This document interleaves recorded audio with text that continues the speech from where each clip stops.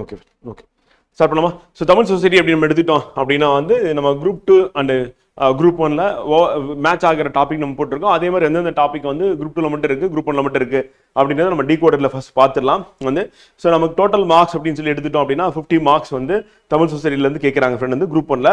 So 2 10 mark 2 15 mark அப்படின்னு சொல்லி பார்க்குறோம் வந்து. அதே வந்து நம்ம குரூப் 2ல மெயின்ஸ்ல வந்து 30 மார்க்ஸ் தான் வந்து கேட்கறாங்க அவுட் ஆஃப் 300 மார்க்ஸ் அப்படின்னு சொல்லி பார்க்குறோம் வந்து. ஸோ அதனால நமக்கு வந்து இங்கிலீஷ் மீடியம் ஸ்டூடெண்ட்டை பொறுத்தவரையும் வந்து உங்களுக்கு பெரிய கஷ்டமா இருக்க போதில்லை. ஏன்னா 300ல வந்து 30 அப்படின்னு பார்க்குறீங்க. இங்கே நமக்கு வந்து டோட்டலாக 250ல நமக்கு 50 மார்க்ஸ், ஓவராலாக நம்ம 750ல பார்க்கும்போது 50 மார்க்ஸ் அப்படின்னும் போது கண்டிப்பாக இது வந்து ஈஸியாக தான் இருக்க போகுது. ஸோ அதே நேரத்தில் நம்ம சிலபஸ் ஓரியன்டாக நம்ம ப்ரிப்பேர் பண்ண போகிறோம். ஒன்று செகண்ட் வந்து பார்த்தீங்கன்னா பிவைக்யூ வந்து. ஸோ இப்போ இது ரெண்டுமே நமக்கு என்ன பண்ணோம் அப்படின்னா வந்து இந்த டாப்பிக்கை ஈஸியாக கவர் பண்ணுறதுக்கு ஹெல்ப்ஃபுல்லாக இருக்கும் அப்படின்னு பார்க்குறோம் வந்து. ஸோ அப்போ நம்ம ரெஃபரன்ஸ் சோர்ஸ் அப்படின்னு எடுத்துட்டோம் அப்படின்னா தமிழ் சொசைட்டி பொறுத்தவரையும் நம்ம எங்கெல்லாம் பார்க்க போகிறோம் அப்படின்றத பார்ப்போம் ஃப்ரெண்டு. நம்ம புக்ஸில் என்ன கொடுக்க போகிறோம் உங்களுக்கு அப்படின்னு சொல்லிட்டு. ஸோ ஆரிஜின் டெவலப்மெண்ட் ஆஃப் தமிழின் பாம்லீஃப் மனுஸ்கிரிப்ட் டாக்குமெண்ட் தமிழன தோற்றமும் வளர்ச்சி மூளைச்சோடி ஆவணம் பார்க்குறோம். இது வந்து நம்ம 9th 11th புக் வந்து நம்ம ரெஃபர் பண்ணுறோம். இது இல்லாமல் அடிஷ்னலாக சில சோர்ஸும் இப்போ நம்ம வந்து ரெஃபர் பண்ண போகிறோம் ஃப்ரெண்டு. ஸோ அது உங்களுக்கு கிளாஸ்ல வந்து நான் பிடிஎஃப் ஃபார்மேட்ல வந்து கொடுக்க போகிறேன். ஸோ அதை பார்த்து நீங்க நோட்ஸ் மேக்கிங் வந்து பண்ணுவீங்க. ஆல்ரெடி உங்ககிட்ட புக் இருக்கு. ஸோ அது இல்லாம அடிஷனலா வந்து பாத்தீங்கன்னா இப்போ நம்ம பிடிஎஃப் அப்படின்றது உங்களுக்கு ப்ரொவைட் பண்ணுவோம் ஃப்ரெண்ட். இந்த கிளாஸ்ல நம்ம நடத்திட்டு பிடிஎஃப் ஃபார்மேட்ல உங்களுக்கு கொடுத்துரும். அதுக்கடுத்து ஆர்காலஜிக்கல் எக்ஸ்கவேஷன் தமிழ்நாடு. தமிழ்நாட்டில் தொல்பொருள் ஆய்வு நடைபெற்ற இடங்கள் ஆதிச்சநல்லூர், அரிக்கமேடு, கீழடி, கொந்தகை, மணலூர், சிவகலைன்னு சொல்லி கொடுத்துருக்காங்க. இதை நம்ம பிரிலிம்ஸ்ல ஏற்கனவே வந்து பாத்தீங்கன்னா படிச்சதுதான் வந்து. ஸோ பிரிலிம்ஸ்ல படிச்சதுதான் 11th ஹிஸ்டரி யூனிட் 2.4ல இருக்கு. அது இல்லாம கவர்மெண்டோட பாலிசி நோட்ஸ்ல நம்ம டெய்லி நியூஸ் பேப்பர்லையும் current affairs monthly current affairs நம்ம வந்து படிப்போம். நம்மளுடைய அகாடமி மெட்டீரியல்லையும் வந்து பார்த்தீங்கன்னா இது உங்களுக்கு ப்ரொவைட் பண்ணிடும். ஸோ அப்போ என்னென்னலாம் சைட்ஸ் இருக்கு, அந்த சைட்ஸ் வந்து நம்ம குரூப்பிங் பண்றது, அப்புறம் அந்த சைட்ஸ்ல ஒவ்வொரு சைட்லயும் என்னென்ன கிடைச்சிருக்கு, அதுல நம்ம அந்த எவிடன்சஸ் மூலியமா நம்ம என்ன தெரிய வருது அப்படின்றத நம்ம பார்க்கணும். அது யூனிக்கா என்னென்ன கிடைச்சிருக்கு, அந்த எக்ஸ்கவேஷன்ல என்ன கிடைச்சிருக்கு அப்படின்ற மாதிரி நம்ம படிக்கிற மாதிரி இருக்கும் ஃப்ரெண்டு. ஸோ அந்த பேசிஸ்லையும் கேட்பாங்க. ஏன்னா பீரியட் பேஸ் பண்ணி இந்த பீரியட்ல எந்தெந்த சைட்லாம் வருது அப்படின்னு சொல்லிட்டு அதை பேஸ் பண்ணி இல்லை கம்பேரிசன் பண்றதுக்கும் வாய்ப்பு இருக்கு. இப்போ எக்ஸாம்பிள் வந்து பார்த்தீங்கன்னா இண்டஸ் வேலி சிவிலைசேஷனும் கீழடியும் கம்பேர் பண்றதுக்கான வாய்ப்பு இருக்கு வந்து. ஸோ அப்போ இண்டஸ் வேலி சிவிலைசேஷன் அப்படின்றது நம்ம ப்ரிலிம்ஸ் படிச்சோம்ல. ஸோ அது இதையும் கம்பேர் பண்ணும்போது என்னென்ன சிமிலாரிட்டிஸ் என்னென்ன டிஃபரன்சஸ் அப்படின்னு இந்த தமிழ்நாட்டில் இருக்க சைட்ல என்ன சிமிலாரிட்டிஸ் என்ன டிஃபரன்சஸ் அப்படின்றது சைட்ஸ் கொடுத்துட்டு கேட்கறதுக்கான வாய்ப்பு இருக்கு. அப்போ ஒவ்வொன்றும் தனித்தனியாக படிப்போம். அதுக்கப்புறம் கம்பேர் பண்ணி படிக்கிற மாதிரி இருக்கும் ஃப்ரெண்டு. ஸோ அதுக்கடுத்து நெக்ஸ்ட் வந்து கலை, அறிவியல் மற்றும் பண்பாடு, இயல், இசை, நாடகம் மற்றும் பிற கலைகள், அறிவியல் பண்பாடு, அகப்பண்பாடு, புறப்பண்பாடு அப்படி சொல்லி பார்க்குறோம். ஸோ இதுல நமக்கு சோசியல் சயின்ஸ்ல வந்து பார்த்தீங்கன்னா கவர் ஆகுது. அண்ட் ஹிஸ்டரியில 6th இருந்து 10th வந்து பார்த்தீங்கன்னா சோசியல் சயின்ஸ் புக் ஹிஸ்டரியில கவர் ஆகும். அதே மாதிரி நமக்கு 11th ஹிஸ்டரி புக்ல வந்து கவர் ஆகுது ஃப்ரெண்ட் வந்து. ஸோ அது இல்லாமல் சிறப்பு தமிழ் புத்தகத்திலே இது வந்து கவர் ஆகுது. 11th and 12th கவர் ஆகுது அப்படி பார்க்குறோம். ஸோ இதை பொறுத்தவரை நமக்கு வந்து பார்த்தீங்கன்னா ஒன்று கலை, பண்பாடு, இயல், இசை, நாடகம் அப்படின்னு எடுக்கும் போது ஆர்கனைசேஷன் பேஸ் பண்ணியும் கேட்பாங்க வந்து. என்னென்ன அகாடமி இருக்கு, என்னென்ன ஆர்கனைசேஷன் இருக்கு வந்து. ஸோ அதை பேஸ் பண்ணி அதனுடைய வரலாறு, அதனுடைய ஹிஸ்டரி என்ன அப்படின்னு சொல்லிட்டு இல்லை அந்த ஆர்கனைசேஷனை பத்தி நம்ம எழுதுற மாதிரி இருக்கும் ஃப்ரெண்ட். ஸோ அந்த மாதிரி கொஸ்டின்ஸ் வந்து நமக்கு வந்து இதுல வந்து கேட்கறதுக்கான வாய்ப்புகள் இருக்கு. ஸோ கண்டிப்பா கேட்கறதுக்கான வாய்ப்பு இருக்கு. ஸோ அதையும் நம்ம வந்து இதுல வந்து கவர் பண்ண போறோம் ஃப்ரெண்ட்.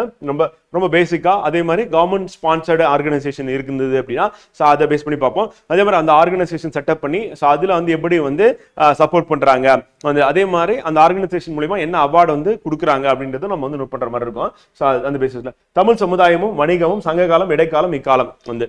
ஸோ அப்போ தமிழ் சமுதாயம் எப்படி இருந்தது சங்க காலத்தில், அதே மாதிரி அதோட வணிக நடவடிக்கை எப்படி இருந்தது இடைக்காலம் இக்காலம் அப்படின்றது வந்து நம்ம ஹிஸ்டரியில வந்து படிக்கிற மாதிரி வரும். அதே மாதிரி 8th பொது தமிழ்லையும் வந்து பார்த்தீங்கன்னா நமக்கு வந்து இருக்கு அப்படி பார்க்குற ஃப்ரெண்டு. ஸோ அண்ட் ஹிஸ்டரி அப்படின்னு எடுத்துக்கும் போது 6th 9th and 11th book வந்து ரெஃபர் பண்ற மாதிரி இருக்கு. 8th ஸ்டாண்டர்ட்ல பொது தமிழ் புக்ல நம்ம ரெஃபர் பண்ற மாதிரி இருக்கு பார்க்குற ஃப்ரெண்ட். அடுத்து growth of rationalist origin. தமிழ்நாட்டில் பகுத்தறிவாளர்கள் திராவிட இயக்கங்களின் தோற்றமும் வளர்ச்சியும் சமூக பொருளாதார வளர்ச்சியில் அவற்றின் பங்கு. இது நம்ம அப்படியே பிரிலிம்ஸ்ல படிச்ச அந்த டாபிக் தான் ஃப்ரெண்ட். திருப்பி நம்ம அதே தான் படிக்கிற மாதிரி இருக்கும். அப்ப 10th 11th புக்லயே அந்த கவர்மெண்ட் மெட்டீரியல் அப்புறம் நம்மளோட அகாடமி மெட்டீரியல் இதை நம்ம ரெஃபர் பண்ற மாதிரி இருக்கும். ஸோ பகுத்தறிவாளர்கள் அப்படின்னு சொல்லும் போது கண்டிப்பா வந்து பார்த்தீங்கன்னா தந்தை பெரியார் அப்படின்னு வந்துருவாங்க. ஸோ அப்புறம் பேரறிஞர் அண்ணா வந்துருவாங்க. அப்புறம் ஜஸ்டிஸ் பார்ட்டி சொல்லிட்டு அங்க ஸ்டார்டிங்லேயே வந்துடும். அடுத்த திராவிட இயக்கங்களின் தோற்றமும் அப்படின்னு வளர்ச்சியும் அப்படின்னு பார்க்கும்போது நம்ம ஜஸ்டிஸ் பார்ட்டி ஆரம்பிச்சு இப்ப இருக்கிற இயக்கங்கள் வரையும் நம்ம கொண்டு வந்து சேர்க்கிற மாதிரி இருக்கும். அதுல ஆட்சியில இருந்தது மட்டும் சிஎம்மா வந்து எந்தெந்த பார்ட்டி வந்து ஆட்சியில இருந்தாங்க அப்படின்னும் போது அப்ப நீதி கட்சி இருந்தது. அதுக்கப்புறம் வந்து பாத்தீங்கன்னா திராவிட முன்னேற்ற கழகம் இருந்தது. அப்புறம் அண்ணா திராவிட முன்னேற்ற கழகம் அதிமுக வந்து இருந்தது அப்படின்னு பார்க்குறோம். ஸோ அதை பேஸ் பண்ணி நம்ம வந்து படிக்கிற மாதிரி இருக்கும். அப்ப எப்படி எப்படி அந்த இயக்கங்களின் தோற்றம் வளர்ச்சி எப்படி இருந்து சமூக பொருளாதார வளர்ச்சியில் அவற்றின் பங்கு. அப்போ சமூக வளர்ச்சி அப்படின்னும் போது நம்ம ரிசர்வேஷன்ல இருந்து அப்போ வந்து மார்ஜினலைஸ்டு சொசைட்டியில் வந்து யாரெல்லாம் இருந்தாலும் ஸோ அந்த செக்ஷன்ஸை வந்து பார்த்தீங்கன்னா எப்படி அப்லிஃப்ட் பண்ணாங்க அப்படின்றது முதல் கொண்டு, அதே மாதிரி பொருளாதார வளர்ச்சி அப்படின்னா இப்போ எங்கே கொண்டு வந்து நிப்பாட்டியிருக்காங்க அப்படின்றத நம்ம கம்பேர் பண்ணி எழுதுற மாதிரி இருக்கும். அப்போ ஏழியரா நம்மளுடைய எந்த இடத்துல இருந்தது தமிழ்நாடு, இப்போ ப்ரெசென்ட்டாக வந்து எங்கே இருக்கு அப்படின்னு சொல்லிட்டு அதுக்கு காரணம் திராவிட இயக்கங்கள் சொல்லிட்டு அதை பேஸ் பண்ணி அவங்களுடைய ஸ்கீம்ஸ் பேஸ் பண்ணி அதுக்கப்புறம் டேட்டாஸ் பேஸ் பண்ணி நம்ம வந்து எழுதுற மாதிரி இருக்கும் இந்த ஏரியா வந்து. அடுத்து இக்கால தமிழர்களின் சமூக மற்றும் பண்பாட்டு வாழ்வியல் சாதி மதம் பெண்கள் அரசியல் கல்வி பொருளாதாரம் வணிகம் பிற நாடுகளுடனான உறவு புலம்பெயர்ந்த தமிழர்கள் அப்படின்னு பார்க்குறோம். இதை பேஸ் பண்ணி நமக்கு வந்து 10th சோசியல் சயின்ஸ் புக்ல இருக்கு. அது இல்லாமல் நம்ம கவர்மெண்ட் மெட்டீரியல் அப்புறம் நம்ம அகாடமி மெட்டீரியல் சொல்லிட்டு இதுக்கு ஸ்பெசிஃபிக்காக நம்ம வந்து பார்த்தீங்கன்னா நெட்ல இருந்து எடுத்து கொடுக்குறது ஃப்ரெண்ட் வந்து. ஸோ அப்போ என்னென்னலாம் வந்து கவர்மெண்ட் வந்து பார்த்தீங்கன்னா இந்த தமிழ் டயஸ்பரா வந்து பார்த்தீங்கன்னா அதை பேஸ் பண்ணி என்னென்னலாம் நடத்திருக்காங்க, அவங்களுக்கு என்னென்ன ஸ்கீம்ஸ் வந்து இருக்கு அப்படின்ற பேசிஸ்ல நம்ம இதை வந்து அப்ரோச் பண்ற மாதிரி இருக்கும் ஃப்ரெண்ட் வந்து. இதுல தமிழர்களின் சமூக மற்றும் பண்பாட்டு வாழ்வியல் சாதி மதம் பெண்கள் அரசியல் கல்வி பொருளாதாரம் சொல்லிட்டு இதெல்லாம் வந்து அதுக்குள்ள இன்க்ளூடடா வந்து நம்ம படிக்கிற மாதிரி இருக்கும். ஸோ அதையும் நம்ம வந்து கவர் பண்ணுவோம் ஃப்ரெண்ட். அடுத்து தமிழின் இன்றைய வளர்ச்சி அச்சுப்பதிப்பு மொழிபெயர்ப்பு திரைத்தொழில் கணினி ஊடகம் வந்து. இதை நம்ம தமிழ் சொசைட்டி பாயிண்ட் ஆஃப் வியூல நம்ம பார்க்கும்போது வந்து பார்த்தீங்கன்னா எப்படி டெவலப் ஆச்சு அப்படின்னும் போது இப்போ எக்ஸாம்பிள் பிரிண்ட் மீடியா அப்படின்றது எப்போ ஸ்டார்ட் ஆயிடுச்சு, இப்போ பிரஸ்ன்றது தமிழ்நாட்டில் எப்போ கொண்டு வந்தாங்க, அதனோட எவல்யூஷன் என்னென்ன வந்து சால் என்னென்ன மாதிரி வந்து பார்த்தீங்கன்னா புதுமைகளை புகுத்துனாங்க அப்படின்ற அடிப்படையில் நம்ம வந்து படிக்கிற மாதிரி இருக்கும். அதை பேஸ் பண்ணி என்ன ஆக்ட் இருக்கு, இப்போ பிரசன்ட் டேல எப்படி இருக்கு அப்படின்ற மாதிரி நம்ம படிக்கிற மாதிரி இருக்கும். ஸோ அதனுடைய பங்களிப்பு என்ன, இப்போ எக்ஸாம்பிள் தமிழ் வளர்ச்சியிலும் தமிழ் பண்பாட்டிலையும் வந்து பார்த்தீங்கன்னா பங்களிப்பு என்ன. உதாரணத்துக்கு வந்து வட்டார வழக்கு வந்து பல இருந்தாலும் நம்ம எழுதும் போது வந்து பார்த்தீங்கன்னா நம்ம பயன்படுத்தக்கூடிய தமிழ் அப்படின்றது வந்து வட்டார வழக்கின் அடிப்படையில் இல்லாம தூய தமிழா நம்ம பயன்படுத்த காரணம் என்னன்னு கேட்டீங்கன்னா இந்த மீடியா தான் வந்து. அதுல நம்ம குறிப்பா என்ன சொல்லணும், அந்த அச்சுப்பதிப்பு அப்படின்னு பார்க்குறோம் வந்து. அதுக்கடுத்து மொழிபெயர்ப்பு. இப்போ பிஐபி பிரஸ் இன்ஃபர்மேஷன் பியூரோ வந்து தமிழையும் கொடுக்குறாங்க லாங்குவேஜ் டிரான்ஸ்லேட் பண்ணிட்டு. ஆனா அதுக்கு முன்னாடி வந்து எல்லா news all over the world international நியூஸா இருக்கட்டும் நேஷனல் நியூஸா இருக்கட்டும் அதர் ஸ்டேட்ஸோட நியூஸ் எல்லாமே வந்து டிரான்ஸ்லேட் பண்ணி கொடுத்தாங்க. அப்போ கலைச்சொல் உருவாக்குறதுல பங்கு வகித்ததுல வந்து பார்த்தீங்கன்னா அச்சுப்பதிப்பு அப்படின்னு முக்கியமான பங்கு வகித்திருக்கு அப்படின்னு பார்க்குறோம். ஸோ அதுதான். அதே மாதிரி திரைத்தொழில் அப்படின்றது தமிழை கொண்டு போய் சேர்த்தது மூளை முடுக்க எல்லாம் அப்படின்னு பார்க்குறோம். ஸோ அதுவும் திரைத்தொழில் வந்து காரணமாக இருக்கு. கணினி ஊடகத்தில் நம்ம தமிழ் அப்படின்றது எப்போ கொண்டு வந்தோம், மென்பொருள்லாம் எப்போ கொண்டு வந்தாங்க, அந்த மென்பொருள் கொண்டு வந்த அமைப்பு எது, எந்த இ கவர்னன்ஸ் வந்து பார்த்தீங்கன்னா சரி எந்த வந்து எந்த ஆர்கனைசேஷன் வந்து பார்த்தீங்கன்னா அதை வந்து சப்போர்ட் பண்றாங்க, அதுக்கு தமிழ்நாடு அரசு வந்து என்னென்னலாம் ஸ்பான்சர் பண்றாங்க, என்னென்ன ஸ்கீம்ஸ் இருக்கு அப்படின்ற பேசிஸ்ல இனிஷியலா ஃபாண்ட்ஸ் வந்து பார்த்தீங்கன்னா கிரியேட் பண்ணது அப்படின்றது வந்து கவர்மெண்ட் தான் வந்து ஸ்பான்சர் பண்ணி கிரியேட் பண்ணிருப்பாங்க பண்ணது. ஸோ அதுக்கப்புறம் தான் என்ன ஆகுது அப்படின்னா பிரைவேட் வந்து உள்ள வராங்க அப்படி பார்க்குறோம். ஸோ நிறைய ஃபாண்ட் வந்துடு. இப்போ இனிஷியல் ஸ்டேஜில் டெவலப்மெண்ட் அப்படின்றது அரசு தான் பண்ணியிருக்கு.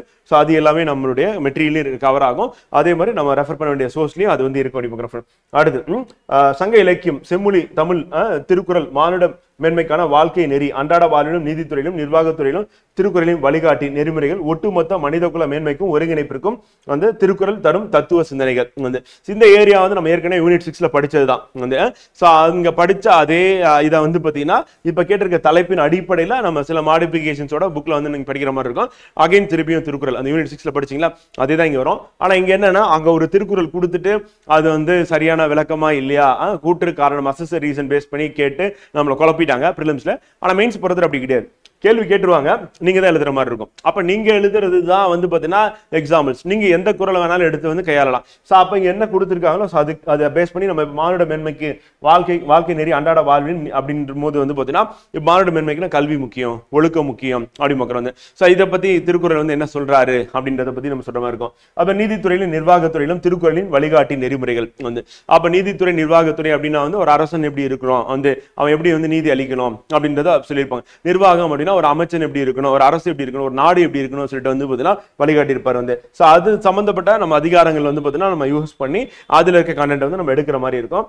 அதே மாதிரி ஒட்டுமொத்த மனிதகுல மேன்மைக்கும் ஒருங்கிணைப்பிற்கும் வந்து பார்த்தீங்கன்னா திருக்குறள் தரும் தத்துவ சிந்தனைகள். திருக்குறள் என்னென்ன தத்துவ சிந்தனைகள் இருக்கு, அப்ப வாழ்வியல் சம்பந்தப்பட்ட தத்துவ சிந்தனைகள் என்னென்ன இருக்கு அப்படின்றதையும் நம்ம வந்து படிக்கிற மாதிரி இருக்கும். அப்ப வாழ்க்கைக்கு என்ன தேவை, தனி மனிதனுக்கு என்ன தேவை, ஒரு நாட்டுக்கு என்ன தேவை, ஒரு வீட்டுக்கு என்ன தேவை, ஒரு குடும்பத்துக்கு என்ன தேவை அப்படின்னு சொல்லிட்டு எல்லா திருக்குறள்ல இல்லாததும் இல்லை சொல்லாததும் இல்லைன்னு சொல்ற அளவுக்கு வள்ளுவர் எல்லாத்தையும் சொல்லியிருக்காரு. ஸோ அப்ப நம்ம அதுல இருந்து எடுத்து உங்களுக்கு இங்க கேட்டிருக்க மாதிரி வந்து பார்த்தீங்கன்னா அந்த சிந்தனைகள் தத்துவ சிந்தனைகள் என்னென்னோ அதெல்லாம் நம்ம வந்து நோட்ஸ் மேக்கிங் வந்து பண்ண போறோம். ஸோ அந்த நோட்ஸ் மேக்கிங்ல நம்ம தேவைப்பட்டா திருக்குறள் வந்து எழுதலாம், ரைமிங்கா இருக்கு ஈஸியா இருக்கு அப்படின்னா, இல்லைனா அதுல இருக்கக்கூடிய பொருளை மட்டும் நம்ம எழுதிட்டு போனோம்னாலும் நமக்கான மார்க் அப்படின்றத வாங்கிடலாம் அப்படி பார்க்குறோம். ஸோ அப்போ நம்ம இந்த இடத்துல வந்து தமிழ் சொன்னா நிறைய செய்யல மனப்பாடம் பண்ணணும், திருக்குறளை மனப்பாடம் பண்ணணும் அப்படின்னு அர்த்தம்லாம் கிடையாது வந்து.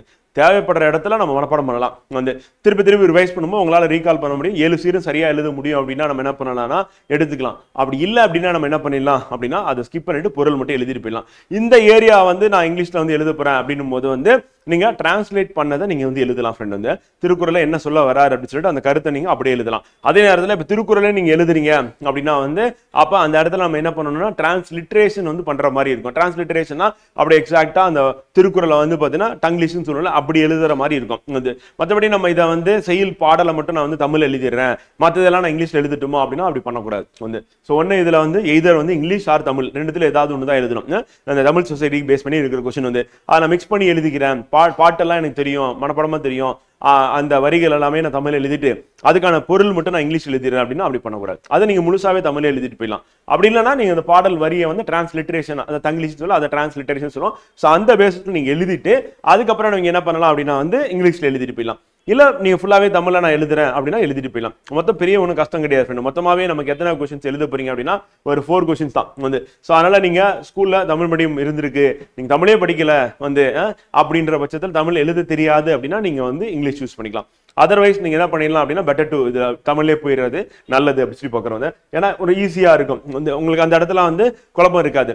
இல்லை எனக்கு தமிழ்ல வந்து ஸ்பெல்லிங் மிஸ்டேக்ஸ் அதிகமாக வரும், எனக்கு வந்து சந்திப்பிழை ஒற்றுப்பிழை வரும், வந்து எந்த ரா போடுறது தெரியாது, எந்த நா போடுறதுனே தெரியாது, இந்த மாதிரி பிரச்சனைலாம் இருக்கு அப்படின்னா இங்கிலீஷ்ல போயிட வேண்டியதான். வந்து நிறைய மிஸ்டேக்ஸ். அப்ப நம்ம என்ன பண்ணலாம் அப்படின்னா வந்து இந்த தமிழ் சொசைட்டி இந்த டாபிக் வரும்போது டெய்லி டெஸ்ட்ல நீங்க என்ன பண்ணலாம் அப்படின்னா ஃபர்ஸ்ட் ஒரு 2 டெஸ்ட் வந்து தமிழ் எழுதி பாருங்க, அதுக்கப்புறம் இங்கிலீஷ் எழுதி பாருங்க. ஒரு பிரச்சனை இல்லை, ட்ரையல் அண்ட் எரர்லாம் நம்ம இங்க பண்ணி பார்த்தலாம், எக்ஸாம் அல்ல தான் பண்ணக்கூடாது. அப்ப இங்க பண்ணி பார்த்துட்டு எப்படி பேப்பர் கரெக்ஷன் உங்களுக்கு வந்து ஃபீட்பேக் எப்படி கொடுக்குறாங்கன்னு பாருங்க. நிறைய மிஸ்டேக்ஸ் இருக்கு தமிழ்ல அப்படின்னா இங்கிலீஷ்க்கு ஸ்விட்ச் பண்ணிடுங்க. இல்ல நல்லா தான் இருக்கு, லெஜிபிளா இருக்கு, ரீடபிளா இருக்கு, நீங்க எழுதுறது வந்து நல்லா இருக்கு அப்படின்னு சொல்லி ஃபீட்பேக் வந்துச்சு அப்படின்னா தமிழ்ல கண்டினியூ பண்ணிடுங்க. அதனால நம்ம டெய்லி டெஸ்ட் என்ன பண்ணலாம் அப்படின்னா வந்து எக்ஸ்பெரிமெண்டா இங்கிலீஷ் மீடியம் ஸ்டூடெண்ட் வந்து தமிழ்ல எழுதலாமா இங்கிலீஷ்ல எழுதலாமா அப்படின்றதுக்கு நீங்க செக் பண்றதுக்கு நீங்க யூஸ் பண்ணிக்கலாம் ஃப்ரெண்ட். வந்து ஓகேவா. அடுத்து socio political movements of 19th and 20th centuries வந்து வள்ளலார் சமரச சுத்த சன்மார்க்க சத்திய சங்கம் அப்படி பார்க்குறோம். வந்து ஸோ வள்ளலார் பத்தினது வந்து ஸோ 10th 11th புக்ல வந்து இருக்கு கவர்மெண்ட் மெட்டீரியல். அப்புறம் நம்ம அகாடமி மெட்டீரியல் வந்து ரெஃபரன்ஸ் கொடுப்போம் ஃப்ரெண்ட். அண்ட் தனித்தமிழ் இயக்கம் பியூர் தமிழ் மூவ்மெண்ட் அப்படின்றது வந்து சொசைட்டி ரிஃபார்ம்ஸ் பர்சனாலிட்டி சந்தை பெரியார் அறிஞர் அண்ணா அண்ட் அதர் ஸ்காலர்ஸ் அப்படி பார்க்குறோம் ஃப்ரெண்ட். ஸோ அது வந்து 10th சோசியல் சயின்ஸ் புக்ல இருக்கு. இது வந்து நமக்கு வந்து ரெண்டுமே வந்து குரூப் 2ல மட்டும் இருக்கு ஃப்ரெண்ட். இது அதுக்கப்புறம் இப்போ நம்ம பார்த்த சங்கம் லிட்டரேச்சர் கிளாசிக்கல் திருக்குறள் இருக்குல்ல, சொந்த பாட்டும் நமக்கு குரூப் 2ல இருக்கு. வந்து இதுக்கு முன்னாடி இருக்கிறது எல்லாமே வந்து குரூப் 1ல ஃப்ரெண்ட். தான் குரூப் 2ல இந்த கடைசி அந்த 6th இருந்து கிடையாது வந்து. ஸோ இப்போ நம்ம இதை நான் சொல்ல முடிட்டேன். ஃபர்ஸ்ட் டாபிக் வந்து போத் குரூப் 1 குரூப் 2ல இருக்கு ஃப்ரெண்ட். வந்து எது அப்படின்னா வந்து பார்த்தீங்கன்னா ஆரிஜின் டெவலப்மெண்ட் ஆஃப் தமிழின் and palm leaf manuscript document. Second topic அப்படின்னு எடுத்துட்டு தமிழ்நாட்டின் தொல்பொருள் ஆய்வு நடைபெற்ற இடங்கள் வந்து 2த்துலயும் இருக்கு. அதுக்கு அடுத்து வந்து கலை அறிவியல் பண்பாடுக்குல ஸோ அது வந்து குரூப் 1 குரூப் 2ல இருக்கு. நெக்ஸ்ட் வந்து பார்த்தீங்கன்னா தமிழ் சமுதாயம் வணிகமும் சங்ககாலம் இடைக்காலம் குரூப் 1ல இருக்கு, குரூப் 2ல கிடையாது வந்து. ஸோ அதுக்கு அடுத்து வந்து பார்த்தீங்கன்னா தமிழ்நாட்டில் பகுத்தறிவாளர்கள் திராவிட இயக்கங்கள் 2த்துலயும் இருக்கு, குரூப் 1 குரூப் 2ல இருக்கு ஃப்ரெண்ட். நெக்ஸ்ட் வந்து இக்கால தமிழர்கள் சமூக மற்றும் பண்பாடு வாழ்வில் சாதி மதம் பெண்கள் அரசியல் கல்வின்னு சொல்லிட்டு புலம்பெயர்ந்த தமிழர்கள் வந்து குரூப் 1ல இருக்கு, குரூப் 2ல கிடையாது வந்து. ஸோ அதுக்கு அடுத்து தமிழின் இன்றைய வளர்ச்சி அச்சு பதிப்பு மொழிபெயர்ப்பு திரைத்தொழில் வந்து குரூப் 1ல இருக்கு, குரூப் 2ல கிடையாது. அடுத்து சங்கம் லிட்டரேச்சர்ல சங்க இலக்கியங்கள்ல செம்மொழி தமிழ் திருக்குறள் மானுட மேன்மைக்கு அப்படின்றது வந்து குரூப் 2ல இருக்கு அப்படின்னு பார்க்குறோம். அதற்கு அடுத்து வந்து பாத்தீங்கன்னா 19ஆம் மற்றும் 20ஆம் நூற்றாண்டுகளில் சமூக அரசியல் இயக்கங்கள் வள்ளலார் சமரச சுத்த சன்மார்க்கம் வந்து குரூப் 2ல இருக்கு. தனித்தமிழ் இயக்கம் தமிழ் சமூக சீர்திருத்த ஆளுமைகள் தந்தை பெரியார் அறிஞர் அண்ணா உள்ளிட்ட அறிஞர்கள் அப்படின்றது குரூப் 2ல இருக்கு. அது கொஞ்சம் மாடிஃபை பண்ணி கொடுத்துருக்காங்க வந்து. அங்க வந்து பகுத்தறிவாளர்கள் சொல்லிட்டு கொடுத்துருப்பாங்க, திராவிட இயக்கங்கள் வந்து பார்த்தீங்கன்னா அவங்களுடைய பங்களிப்பு சொல்லி கொடுத்துருப்பாங்க. இங்க வந்து லைட்டா மாடிஃபையா இருக்கு. பட் இருந்தாலும் வந்து நம்ம ஸ்பெசிஃபிக்கா இங்க நேம் கொடுத்துருக்காங்க, அங்க கொடுக்கல. அதனால எல்லாமே நம்ம கொண்டு வர மாதிரி இருக்கும். லைக் நம்ம சொன்ன மாதிரி ஜஸ்டிஸ் பார்ட்டில இருந்து திராவிட நீதி கட்சியில இருந்து நம்ம ஆரம்பிச்சு இப்ப கடைசியா வந்து அதிமுக அப்படின்றது வரையும் நம்ம முடிக்கிற மாதிரி இருக்கும் வந்து ஃப்ரெண்டு. ஸோ அது வரையும் நமக்கு வந்து அங்க பாக்குற மாதிரி இருக்கும். ஸோ டீகோடட் பொறுத்த வரையும் இவ்வளவுதான் ஃப்ரெண்டு. அடுத்து நம்ம என்ன பார்க்க போறோம் அப்படின்னு பாத்தீங்கன்னா பிவைக்யூ. ஸோ பிவைக்யூ அப்படின்னு எடுத்துக்கிட்டோம் அப்படின்னா first origin and development of தமிழின் பாம்லிஃப் மனுஸ்கிரிப்ட் அண்ட் டாக்குமெண்ட் அப்படின்னு பார்க்குறோம். ஸோ இது நம்ம அடிஷனல் கண்டென்ட் வந்து ஆல்ரெடி புக்கு கொடுத்துருப்போம் உங்களுக்கு. அது இல்லாமல் இன்னும் கூடுதலாக கண்டென்ட் வந்து அடிஷனலாக இப்போ கொடுப்போம் ஃப்ரெண்டு, சேர்த்து கொடுக்குற மாதிரி இருக்கும். ஸோ அதில் வந்து சங்க காலத்தை பற்றி கேட்டிருக்காங்க, அப்புறம் பண்பாட்டு மரபு கேட்டிருக்காங்க, கற்கால தமிழ் அண்ட் பண்டைய தமிழர், போர் முறை, திராவிட மொழி, அடுத்து புவியியல் பிரிவுகள், அதுக்கு அடுத்து வந்து சமூக பண்பாட்டின் சிறப்பு இயல்புகள், இலக்கிய கல்வெட்டு, கழுகுமலை கல்வெட்டு, பாண்டியர்கள், அப்புறம் ஒற்றைக்கல் குடைவரை கோவில், அண்டு குடுமியான் மலை, செப்பு படிமங்கள், பயண குறிப்புகள், யுவான் சுவாங் சொல்லிட்டு இது எல்லாமே வந்து பார்த்தீங்கன்னா நம்ம குரூப் 1 மெயின்ஸ்ல இதுக்கு முன்னாடி கேட்ட டிஎன்பிஎஸ்சி மெயின்ஸ்ல இதுக்கு முன்னாடி கேட்ட கேள்விகள் அப்படிங்கிறோம். இப்போ சங்ககால மக்களின் பண்பாட்டு மரபுகளை சான்று ஆதாரங்களோட விவரி அப்படிங்கிறோம். அப்போ பண்பாட்டு மரபுகள் என்னென்ன இருக்கு அப்படின்னு சொல்லி பார்த்துட்டு சான்று ஆதாரங்கள் அப்படின்னா எங்கெங்க கிடைச்சிருக்கு, என்னென்ன இருக்கு அப்படின்னு சொல்லலாம். அப்போ பண்பாட்டு மரபு அப்படின்னா அப்போ செலிப்ரேஷன், அப்போ என்னென்ன செலிப்ரேஷன் வந்து இருந்திருக்கு, அவனோட பண்பாடு எப்படி இருந்திருக்கு, இப்போ மூதாதையர் வழிபாட்டு வந்து இருந்திருக்கா, நடுகள் இருந்திருக்கா அப்படின்ற மாதிரி இருக்கும் வந்து. அதே மாதிரி ஏறு தழுவுதல் இருந்திருக்கா முளை நிலத்துல அப்படின்னு சொல்லிட்டு அதை வந்து நம்ம எழுதுற மாதிரி இருக்கும் வந்து. இந்த மாதிரி வந்து பார்த்தீங்கன்னா என்னென்னலாம் பண்ணியிருக்காங்க பண்பாட்டு ரீதியெல்லாம் வந்து பார்த்தீங்கன்னா இன்னும் தொடர்ச்சியா என்னென்னலாம் ஃபாலோ பண்ணிட்டு இருக்காங்க அப்படின்ற மாதிரி இருக்கும். கற்கால தமிழ் மக்களை பற்றிய சான்றுகளை குறிப்பிடுங்க, எங்கெல்லாம் கிடைக்குது கற்கால தமிழ் மக்கள் சான்றுகள் அப்படின்னு சொல்லிட்டு இப்போ பலவரத்தில் என்ன கிடைச்சது அந்த மாதிரி எவிடன்சஸ் வந்து பார்த்தீங்கன்னா எங்கெங்கெல்லாம் தமிழ்நாட்டில் கிடைச்சிருக்கு கற்கால தமிழ் மக்கள் வந்து அவங்கள பத்தின சான்றுகள் தமிழ்நாட்டில் கிடைச்சது அப்படின்னு பார்க்கிறோம். அடுத்து பழந்தமிழர் வழிபாட்டு முறைகள் காணலாக நம்பிக்கைகளை விளக்குக. அப்ப பழந்தமிழர் வழிபாட்டு முறைகள் காணலாக நம்பிக்கை. அப்ப நம்பிக்கை அப்படின்னும் போது இப்ப இடது கண் துடிக்குது அப்படின்னு அது நம்பிக்கை, பள்ளி வந்து சொல்லும் அப்படின்னா அதுவும் நம்பிக்கையா இருக்கும். அப்ப தும்புறது அப்படின்னும் போது வந்து எதா பேசும்போது, அப்புறம் நம்ம வந்து என்ன சொன்னா ஊருக்கு வெளியே இருக்கக்கூடிய கோயில்ல போயிட்டு வேண்டும் போது யாராவது ஏதாவது பேசும்போது அதை வந்து கேட்கறது அப்படின்னு பார்க்குறோம். அப்போ முது பெண்டீர் வந்து பார்த்தீங்கன்னா அந்த இடத்துல வந்து விரிச்சொல் அப்படி சொல்லி சொன்னோம், அது வந்து கேட்கறது அப்படி சொல்லி பார்க்குறோம். இந்த மாதிரி நிறைய நம்பிக்கைகள் வந்து நமக்குள்ள இருக்கு. ஸோ அந்த நம்பிக்கைகள் வந்து பார்த்தீங்கன்னா என்னென்ன அப்படின்னு சொல்லிட்டு அதுக்கான வழிபாட்டு முறைகளும் அது வழியாக காணலாக நம்பிக்கைகளையும் வந்து நம்ம வந்து விளக்குக அப்படின்னு சொல்லிட்டு டென்மார்க்ல வந்து கேட்டிருக்காங்க வந்து. ஸோ இதுல இருக்கிறது எல்லாமே நம்ம பிவைக்யூல இருக்கிறதும் நம்ம வந்து நோட்ஸ் மேக்கிங் பண்ண போறீங்க ஃப்ரெண்ட். பிளஸ் சிலபஸ் டாப்பிக்கை நம்ம கவர் பண்ண போறோம். ஸோ ரெண்டு நமக்கு ஒன்னா சேரும் போது என்ன ஆகும் அப்படின்னா வந்து நம்ம எக்ஸலண்டா வந்து ரெடி பண்ணிடலாம். இதை திருப்பி ரிவைஸ் பண்ணா போதும். இதை தாண்டி கேள்விகள் அப்படின்றது வர்றதுக்கான வாய்ப்புகள் மிக மிக குறைவு அப்படின்னு பார்க்கலாம். ஸோ 4 கேள்வியுமே அப்படியே டைரக்டா நமக்கு இங்க இருந்தே வந்துடும். ஸோ அதுதான். அடுத்து மொழியிலிருந்து நெக்ஸ்ட் வந்து பார்த்தீங்கன்னா பண்டைய தமிழரின் போர் முறைகளை விளக்குக. அப்போ போர் முறை எப்படி பண்ணாங்க அப்படின்னும் போது வந்து பார்த்தீங்கன்னா நம்ம அந்த புறத்திணைகள்ல வந்து போர் முறை வந்து இருக்கும். வந்து ஆணிறைய கவர்தல், மீட்டல் அப்படின்னு பார்க்குறோம் வந்து. ஸோ அப்புறம் வந்து பார்த்தீங்கன்னா படையெடுத்துட்டு போறது, அதுக்கப்புறம் வந்து கோட்டையை வந்து மதிலை வந்து சுற்றி வளைத்தல் அப்படின்னு பார்க்குறோம். அப்போ மதிலுக்குள்ள இருந்து சண்டை போடுறது அப்படின்னு பார்க்குறோம். அப்புறம் வெற்றி பெற்றவர்கள் வந்து வாகைப்பு வந்து சூடுறது அப்படின்னு பார்க்குறோம். அப்போ வெற்றி பெற்ற மன்னன் மீது வந்து பாடல் வந்து ஏற்றுவது, பாடாந்தினைன்னு பார்க்குறோம். இந்த மாதிரி வந்து சங்க காலத்துல வந்து போர் முறைகள் இருக்கு. அதை பத்தின குறிப்புகள் வந்து நம்ம சங்க இலக்கியங்கள் என்ன சொல்லியிருக்காங்க, அப்ப எந்தெந்த அரசர்களுக்கிடையே போர் நடந்திருக்கு, எந்தெந்த நாடுகளுக்கிடையே போர் நடந்திருக்கு அப்படின்றத நம்ம அங்க குறிப்பிட்டு சொல்ற மாதிரி இருக்கும் பார்க்கணும். ஸோ அதுக்கு அடுத்து திராவிட மொழிகளின் அடையாளம் எவ்வாறு இந்திய மொழியிலிருந்து வேறுபட்ட மொழிகளாக அமைகிறது. அப்ப திராவிட மொழிகளின் அடையாளம் எப்படி இந்திய மொழி, அப்ப இந்திய மொழிகள், அப்ப இந்தியாவில் இருக்கிற மொழிகளின் வகைகள் எப்படி இருக்கு அப்படின்னு. அப்ப மொத்தம் 4 பெரிய குடும்பங்கள் வந்து இந்தியாவில் வந்து இருக்கு.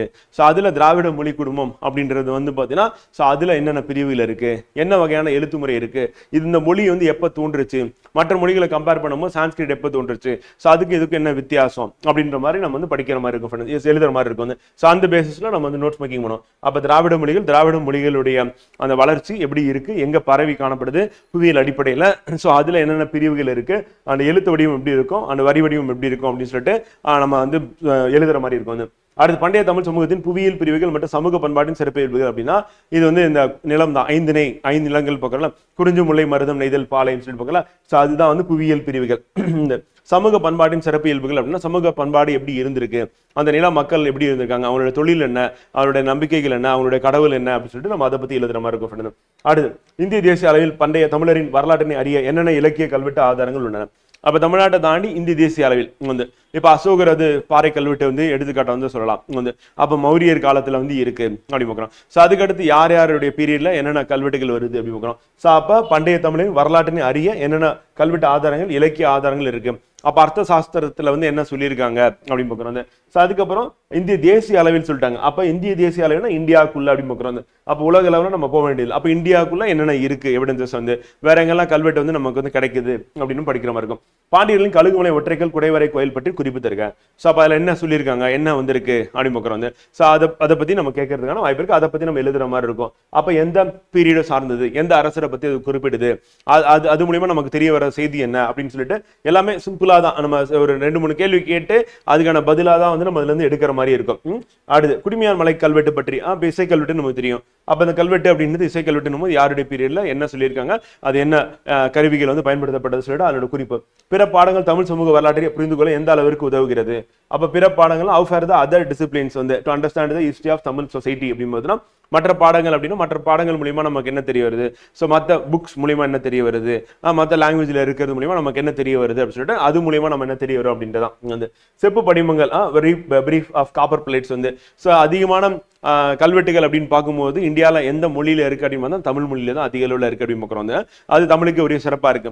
அதுல நம்ம சொல்லும் போது வந்து கல்வெட்டு அப்படின்னும் போது வந்து பாத்தீங்கன்னா ஸ்டோன் இன்ஸ்கிரிப்ஷன் மட்டும் இல்லாம ஈவன் வந்து ரிங்கு, மோதிரங்கள், அப்புறம் முத்திரைகள் அப்படின்னு சொல்றது. ஸோ அதுலயும் வந்து பாத்தீங்கன்னா குறிப்புகள் இருக்கு. அப்ப செப்பு படிமங்கள் சொல்லுவாங்க. ஸோ அதுலயும் நமக்கு வந்து இருக்கு அப்படின்னு பார்க்குறோம். சீன பயணி வாங்க பயண குறிப்புகள் குறிப்பறைகள் அப்படின்னு சொல்லி கொடுத்துருக்காங்க. ஸோ அப்ப பொதுவாக கேட்டிருக்காங்க. அப்ப அந்த பயண குறிப்புல வந்து பாத்தீங்கன்னா தமிழ்நாட்டை பத்தியும் நம்ம எழுதணும், இந்தியா பத்தியும் எழுதணும். அவர் பயண குறிப்புனா இந்தியாவுக்கு வந்தாரு, நாலந்தாக்கு போனாரு, காஞ்சிக்கு வந்தாரு, நாலந்தால படிச்சாரு, காஞ்சியில படிச்சாரு, அப்ப காஞ்சிபுரத்தை பத்தி என்ன சொல்றாரு, அப்புறம் சவுத் இந்தியா பத்தி என்ன சொல்றாரு, அப்ப நார்த் இந்தியா பத்தி என்ன சொல்றாருன்னு சொல்லிட்டு மொத்தமா நம்ம சொல்ற மாதிரி இருக்கும். ஹிஸ்டாரிக்கலா சொல்ற மாதிரி இருக்கும். ஸ்பெசிபிக்கா தமிழ்நாடுன்னு கேட்டோம்னா அதுக்கு தகுந்த மாதிரி நம்ம எழுதுற மாதிரி இருக்கும்.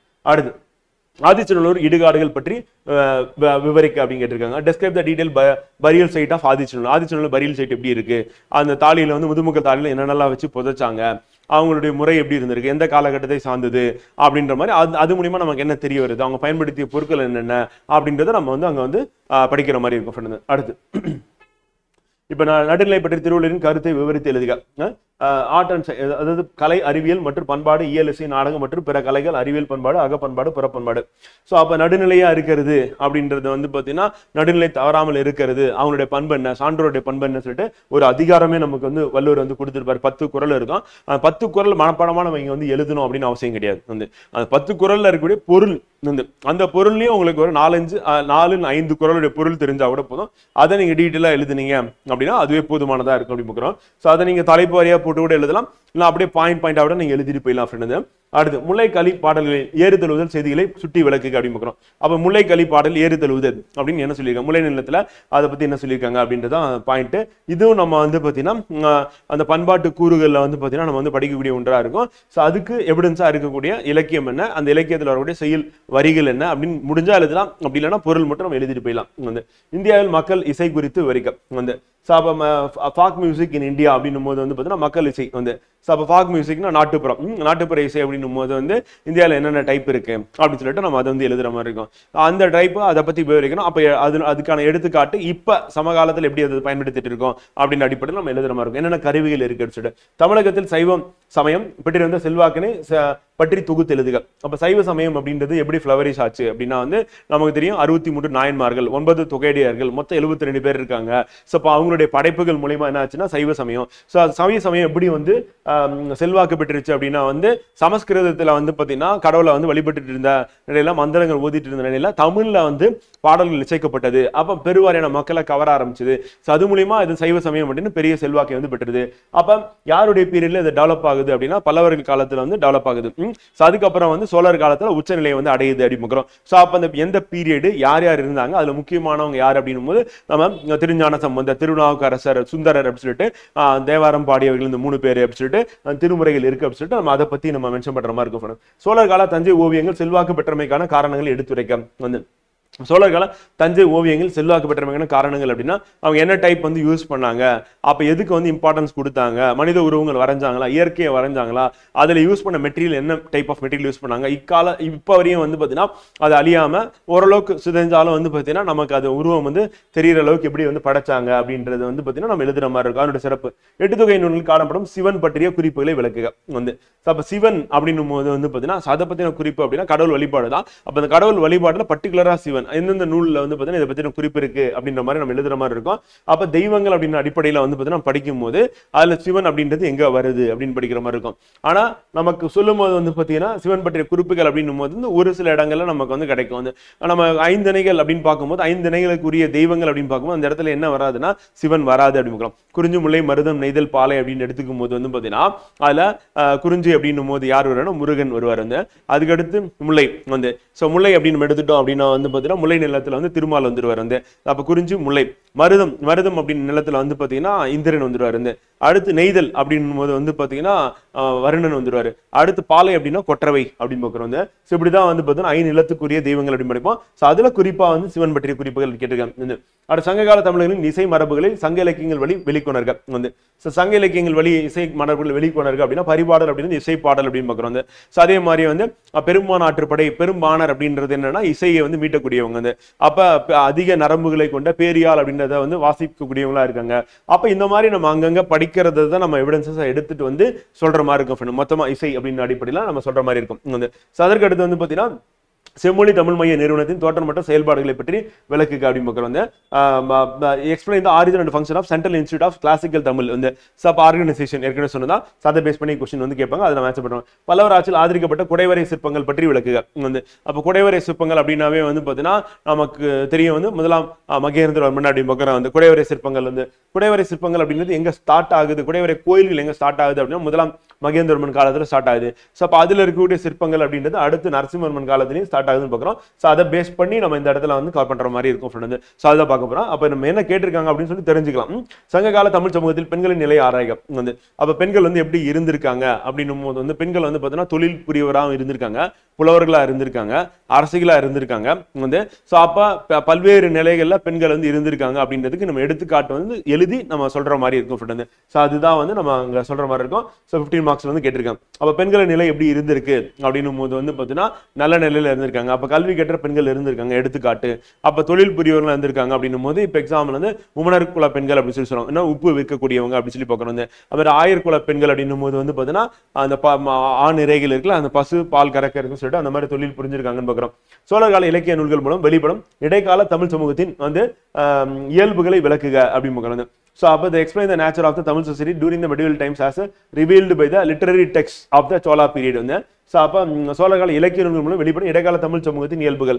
அப்போ இடைக்கால தமிழ் சமூகத்தின் இயல்புகள் அப்படின்னா சமுதாயம் எப்படி இருந்திருக்கு வந்து அப்போ சோழர் காலத்தில் எப்படி இருந்திருக்கு அப்படின்ற மாதிரி கேட்குறாங்க. அப்போ சமூக நிலைகள் அப்படின்றது எப்படி பிரிஞ்சிருக்கு அப்படின்னு சொல்லி பார்க்குறோம் சொசைட்டியில் வந்து. ஸோ அப்போ சொசைட்டி அப்படின்றது பேஸ்ட் ஆன் வந்து பார்த்தீங்கன்னா எப்படி இருந்துங்கன்னா எக்கனாமிக்கலாக வந்து டிவைட் ஆகுறாங்க வந்து. ஸோ அப்போ எக்கனாமிக்கல் டிவைட் அப்படின்னு எடுத்துக்கும் போது வந்து பார்த்தீங்கன்னா என்னென்ன வகையான மக்கள் வந்து இருந்திருக்காங்க, அவங்க என்னென்ன தொழில் வந்து புரிஞ்சிருக்காங்க, அதன் அடிப்படையில் சமுதாயம் வந்து இருந்திருக்கு அப்படின்னு பார்க்குறோம். ஸோ அதுக்கப்புறம் நம்ம வந்து வட இந்திய இந்த கலப்பிரர் காலத்துல கிபி 300ல இருந்து கிபி 600க்குள்ள கலப்பிரர் காலம் வர காலத்துல என்ன ஆகுதுன்னா அந்த வர்ணாசிரம சிஸ்டம் அப்படின்றது ஜாதி அப்படின்றது கட்டமைப்பு அப்படின்னு தமிழகத்துல வருது. அப்ப இடைக்கால தமிழ் சமூகம் எப்படி இருக்கு அப்படின்னா வந்து வர்ணாசிரம சிஸ்டத்தோட டெவலப் ஆகுது அப்படின்னு பார்க்குறோம். ஸோ அதுதான் அங்க இடைக்கால தமிழ் சமூகத்தில் தேவதாசி முறை வெளிப்படுத்துக. தேவதாசி அப்படின்னா அந்த புட்டு கட்டுதல் அப்படின்றத வழக்கம். அதாவது என்னன்னா இப்ப கோயிலுக்கு வந்து பாத்தீங்கன்னா எப்படி ஆடு மாடு வந்து கொடுத்துட்றாங்க, கோயில் மாடுன்னு கொடுத்துறாங்க. அது மாதிரி பெண்களை வந்து பாத்தீங்கன்னா என்ன பண்றாங்கன்னா கோயிலுக்குன்னு சொல்லிட்டு கொடுத்துட்றாங்க. அப்படி கொடுக்கும்போது அந்த கோயிலே வளர்றாங்க. அந்த கோயில்னா அந்த கோயிலுக்கு பக்கத்துல இருக்கக்கூடிய மண்டபங்களே இடங்களே வளர்றாங்க. அங்க கோயில்ல வந்து பாத்தீங்கன்னா ஆடல் நடனம் அப்படின்றது ஈடுபடுறாங்க. ஒரு கட்டத்தில் அரசர்களுடைய சப்போர்ட் வந்து கோயிலுக்கு வந்து குறைஞ்ச உடனே அப்ப அவங்களுக்கு தகுந்த வருமானம் இல்லாத நிலையில வந்து பாத்தீங்கன்னா அந்த தேவதாசியா வந்து பாத்தீங்கன்னா அவங்க நிலை வந்து மாறுது. அப்ப ஆரம்ப கட்டத்துல வந்து அவங்க வந்து என்னன்னா கடவுளை வந்து மனம் புரிந்து அந்த அப்ப போற்றக்கூடிய தக்க நிலையில அவங்க இருந்திருக்காங்க. பிற்காலத்தில் என்ன ஆகுது அப்படின்னா வந்து பார்த்தீங்கன்னா பேரரசர்கள் வந்து ஆட்சி போனதுக்கு அப்புறம் என்ன ஆகுதுன்னா அப்ப அவங்கள வந்து பார்த்தீங்கன்னா எக்ஸ்பிளாய்டேஷன் அப்படின்றது அதுக்கப்புறம் ஸ்டார்ட் ஆகுதுன்னு பார்க்குறோம். ஸோ அதை ஒழிப்பு பண்ணது யாருன்னு டாக்டர் முத்துலட்சுமி ரெட்டின்னு சொல்லிட்டு நீங்க பிரிலிம்ஸ்ல வந்து படிச்சிருப்பீங்க. ஸோ அதை பத்தி தான் கொஸ்டின் கேட்டிருக்கேன். தமிழக கோயில் கட்டிடக்கலை வளர்ச்சியில் விஜயநகர மன்னரின் பங்களிப்பு வந்து இவங்க வந்ததுக்கு அப்புறம் என்ன ஆகுது அப்படின்னா பெரிய பெரிய கோபுரங்கள் கட்டி சோழர் காலத்துல வந்து கோயில் எழுப்பிடுறாங்க. அதை சுத்தி சுற்றுச்சுவர் எழுப்புறது, அந்த சுற்றுச்சுவருக்கு இதுல வந்து வாயில்ல வந்து பாத்தீங்கன்னா மிகப்பெரிய கோபுரங்கள் எழுப்புறது, கல்யாண மண்டபம் அப்படின்றத வந்து கன்ஸ்ட்ரக்ட் பண்றது, அப்புறம் சிற்பங்களை வந்து செதுக்கிறது அந்த மண்டபங்கள்ல அப்படின்னு பாக்குறோம். இப்போ ஸ்ரீரங்கம் டெம்பிள் போனீங்கன்னா கூட அங்க பார்க்கலாம். தஞ்சாவூர் பெரிய கோயில் இருக்குல்ல, ஸோ அது எல்லாமே வந்து சுற்றுச்சுவர் அதுக்கப்புறம் வெளியில இருக்க கோபுரத்தை வந்து உருவாக்குறது அப்படின்னு பண்ணியிருக்காங்க. பிற்கால சங்க இலக்கியங்களை இருவரும் காப்பியங்களே உள்ளிருக்க. பிற்கால சங்க இலக்கியங்களை இருவரும் காப்பியங்கள் அப்படின்னா சிலப்பதிகாரம் மணிமேகலை அப்படின்னு பார்க்குறோம். கோட்டை மதிலில் உள்ள பொறிகள் குறித்து சிலப்பதிகாரம் சுட்டுவனையாவை. அப்ப சிலப்பதிகாரம் கோட்டை மதிலில் உள்ள பொறிகள் அது எப்படி இருக்கு, அது எப்படி வேலை செய்யுது, அதை பத்தி சொல்லக்கூடியது வந்து அதே மாதிரி காணபத்தியம் குறிப்பு வரைக அப்படின்னு சொல்லி கேட்டிருக்காங்க. அதே மாதிரி சைவ சமய சாத்திர நூல்களை பற்றி எழுதுக, தமிழரின் சிற்பக்கலையின் சிறப்பு அம்சங்கள் விளக்குக, நாட்டுப்புற நிகழ்த்து கலைகள் குறித்து எழுதுக அப்படின்னு பார்க்கலாம். இது தமிழரின் இறப்பு சடங்குகளாக புறநானூறு சுட்டுவனைவற்றை தொகுத்து எழுதுக. இதில் எல்லாமே நமக்கு வந்து கொஸ்டின் ஆப்ஷன்ஸ் வந்து இருக்கும் ஃப்ரெண்ட். வந்து எப்படின்னா மொத்தம் 3 10 மார்க் இருக்கும், அதில் 2 10 மார்க் மட்டும் எழுதுற மாதிரி இருக்கும், 3 15 மார்க் இருக்கும், ஸோ அதில் 2 மட்டும் நம்ம எழுதுற மாதிரி இருக்கும். ஸோ அந்த ஆப்ஷன்ஸ்ல ஏதாவது நமக்கு தெரியல, நம்ம படிக்காது வந்துருச்சு அப்படின்னா அதை நம்ம ஸ்கிப் பண்ணிட்டு எழுதிட்டு போயிடலாம். ஸோ அப்போ இங்க இருக்கிற பிவைக்கு எல்லாமே நம்ம கவர் பண்ண போறோம். அதே மாதிரி நம்ம சிலபஸ்ல இருக்க டாபிக்ஸையும் நம்ம என்ன பண்ண போறோம்னா கவர் பண்ண போறோம்.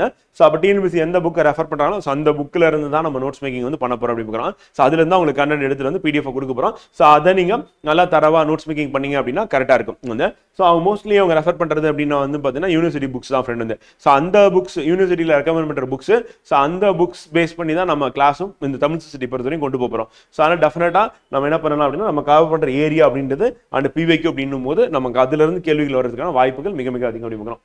அடுத்து பண்டைய தமிழின் அயலக தொடர்பு அயல்நாட்டு வாணிபம் வந்து பண்டைய தமிழின் அயலக தொடர்புகளை விவரிக்கும் வந்து. அப்போ neighbour relations of ancient Tamil அப்படின்னும் போது யவனர்கள் ரோமன்ஸோட எப்படி ட்ரேட் வச்சிருந்தாங்க, அப்போ எக்ஸ்போர்ட் அண்ட் இம்போர்ட் வந்து எப்படி பண்ணாங்க, எதை ஏற்றுமதி பண்ணாங்க, எதை இறக்குமதி பண்ணாங்க, அதுக்கான எவிடன்சஸ் எங்க கிடைக்குது, நம்ம ஏற்கனவே படிச்சிருப்போம் எகிப்துல ஓமன்ல கிடைச்சது அப்படின்னு நம்ம படிச்சிருப்போம். வந்து பண்டைய தமிழின் அயல்நாட்டு வாணிபம் குறித்து விளக்குக. அதே கேள்வி அயலக தொடர்பு வாணிபம் வந்து நாகரிகத்துக்கும் பண்பாட்டிற்கும் பொருளாதாரமே உயிர்நாடியாக உள்ளது என்பதை சங்க இலக்கியங்களோடு வெளிப்படுத்துக. அப்ப நாகரிகம் பண்பாடு இது ரெண்டுமே எதன் அடிப்படையில் பொருளாதாரம் தான். அப்ப நாகரிகம் எப்படி நகர நாகரிகமா எப்ப மாறும்னா பொருளாதாரம் வந்து வாழ்க்கை தரம் உயரும் போது மாறும். வந்து அப்ப சர்ப்ளஸ் ஆஃப் ஃபுட் ப்ரொடக்ஷன் பண்ணும்போது தான் என்ன ஆகும் அப்படின்னா நம்ம அந்த ஆடம்பரமான பொருட்கள் அழகுபடுத்திக்கிறதுன்னு சொல்லிட்டு மற்ற வேலைகள் ஈடுபட ஆரம்பிப்போம். ஸோ அப்போ தொழிற்சாலைகள் வந்து உருவாகிறது வந்து ஸோ அது நடக்கும். அப்புறம் பண்பாட்டிற்கு அப்படின்னா பண்பாடு வந்து மேம்பட்ட பண்பாடா எப்போ மாறும்னா பொருளாதாரம் தான். அப்ப வருமானம் அதிகரிக்கும் போதோ அல்லது செல்வம் அதிகரிக்கும் போதோ என்னன்னா அந்த பண்பாடு வந்து மேம்பட்ட பண்பாடா வந்து மாறும் அப்படி பார்க்குறோம். ஸோ அதை பேஸ் பண்ணி தான் நம்ம எழுதுற மாதிரி இருக்கும். அடுத்து பகுத்தறிவாளக தமிழ்நாட்டில் திராவிட இயக்கங்கள் தோற்றம் வளர்ச்சி திராவிட இயக்கத்தின் வரலாறு குறித்து எழுதுக. அப்ப திராவிட இயக்கங்கள் அப்படின்னும் போது நம்ம நீதி கட்சியிலிருந்து ஆரம்பிச்சு அப்படி கொண்டு போற மாதிரி இருக்கும். தமிழகத்தில் ஏற்பட்ட சமூக பண்பாட்டு மாற்றங்கள் பெண்களின் நிலை எவ்வாறு மாறியுள்ளது வந்து சமூக பண்பாட்டு மாற்றங்களினால் பெண்கள் நிலை எப்படி மாறி இருக்கு, இப்ப பெண்களோட நிலை என்ன, கல்வியில எப்படி இருக்காங்க, அதே வந்து வேலை வாய்ப்புல எப்படி இருக்காங்க அப்படின்றது அடிப்படையில் நம்ம எழுதுற மாதிரி இருக்கும். திராவிட இயக்கங்களின் ஆட்சியில் சமூக நலத்துறை வகுத்தளித்த திட்டங்கள் குறித்து எழுதுக. வந்து அப்ப திராவிட இயக்கங்கள் ஆட்சி அப்படின்னா ஒவ்வொரு ஆட்சியும் எழுதுறோம். நீதி கட்சியில என்ன பண்ணாங்க, அடுத்து திமுக என்ன பண்ணாங்க, அதிமுக என்ன பண்ணாங்க அப்படின்னு எழுதுற மாதிரி இருக்கும். தமிழ்நாட்டின் சமூக சீர்திருத்தவாதிகளும் அவர்களின் பங்களிப்புகளும் குறித்து எழுதுக. அப்ப சமூக சீர்திருத்தவாதிகள் அப்படின்னு எடுக்கும்போது கண்டிப்பா வந்து தந்தை பெரியார், பேரறிஞர் அண்ணா அப்படின்னு சொல்லிட்டு இவங்களை மிஸ் பண்ணாம இன்னும் வேற யார் யாரெல்லாம் இருந்தாங்களோ அவங்க எல்லாருமே நம்ம வந்து எழுதுற மாதிரி இருக்கும். பண்டித அயோத்திதாசை பத்தி நம்ம எழுதுற மாதிரி இருக்கும். வந்து யாரெல்லாம் சமூக சீர்திருத்தவாதிகளா இருந்தாலும் அவங்களுடைய பங்களிப்பு அப்படின்னு சொல்லிட்டு. ஸோ கொஸ்டின் வந்து 10 மார்க் அப்படின்றதுனால நம்ம ஒவ்வொருத்தரை பத்தியும் கொஞ்சம் கொஞ்சமா தான் நம்ம எழுதுற மாதிரி இருக்கும், நிறைய எழுதுற மாதிரி இருக்கும். இவங்க சமூக சீர்திருத்தவாதின்னு சொல்லி நம்ம மென்ஷன் பண்றதே நமக்கு முக்கிய வேலையா இருக்கும். அப்ப குறைந்தபட்சம் ஒரு 10 பேரையாவது நம்ம எடுத்துட்டு வந்தோம்னா அவங்கள பத்தினா ஒரு 2 லைன் 3 லைன் பத்தி நம்ம எழுதணும்னா கரெக்டா இருக்கும். வந்து அவங்க எதுக்காக போராடினாங்க, வந்து அதை வந்து சாதிகளை ஒழிக்கிறதுக்கு போராடினாங்களா அல்லது பெண்களின் முன்னேற்றத்துக்காக போராடினாங்களா அப்படின்ற மாதிரி நம்ம அதை பத்தி எழுதுற மாதிரி இருக்கும். சமூக சீர்திருத்தம் அப்படின் போது அடுத்து மூட நம்பிக்கைக்கு எதிராக போராடினாங்களா அப்படின்ட்டு. தமிழ்நாட்டின் சமூக பொருளாதார வளர்ச்சி திராவிட இயக்கங்கள் பங்களிப்பு வந்து ஏற்கனவே பார்த்துதான் சமூகம் பொருளாதாரம் 2ஆ பிரிச்சு எழுதணும். நம்ம ஏதாவது ஒண்ணு மட்டும் எழுதணும் அப்படின்னா என்ன பண்ண முடியும், மார்க் வராது. ஸோ அப்ப கேட்டிருக்க கேள்வியில வந்து சமூக அடிப்படையில பொருளாதார அடிப்படையில் சொல்லி நம்ம 2 பார்ட்டா ஸ்பிட் பண்ணி எழுதுறது ரொம்ப முக்கியம். ஸோ கேள்வி படிக்கிறது படிச்சதுக்கு அப்புறம் நம்ம என்ன பண்ணணும் அப்படின்னா ஃப்ரெண்ட் வந்து ஸோ அதுல வந்து சமூக பத்தி எழுத போறோம், பொருளாதாரத்தை பத்தி இல்லை. மற்றபடி திராவிட இயக்கங்களோட பங்களிப்பு தான். ஆனா நம்ம அப்ப 10 மார்க்கணும் 1.5 பேஜ் அப்படின்னும் போது 3/4 பேஜ் சொல்லி நம்ம பிரிச்சுக்க வேண்டியதான். ஸோ அப்படி பிரிச்சு கரெக்டா இருக்கும். வந்து அடுத்து சுதந்திர போராட்டத்தில் தமிழகத்தின் பங்களிப்பு குறித்து எழுதுக. வந்து ஃப்ரீடம் சகையில தமிழ்நாடு இதெல்லாம் சூப்பரா எழுதிருவீங்க, இதெல்லாம் பிரச்சனையே கிடையாது உங்களுக்கு. அடுத்து தமிழ் சமூகத்தின் முன்னேற்றத்திற்கு கிறிஸ்துவ சபையினர் ஆற்றியுள்ள பங்களிப்பை பகுத்தாக்கம்.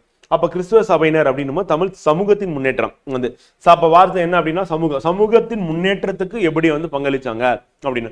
அப்ப சமூக முன்னேற்றம் அப்படின்னும் போது அவங்களுக்கு என்ன தேவைப்படும், 1 கல்வி தேவைப்படும், வந்து 2வது வேலைவாய்ப்பு வந்து.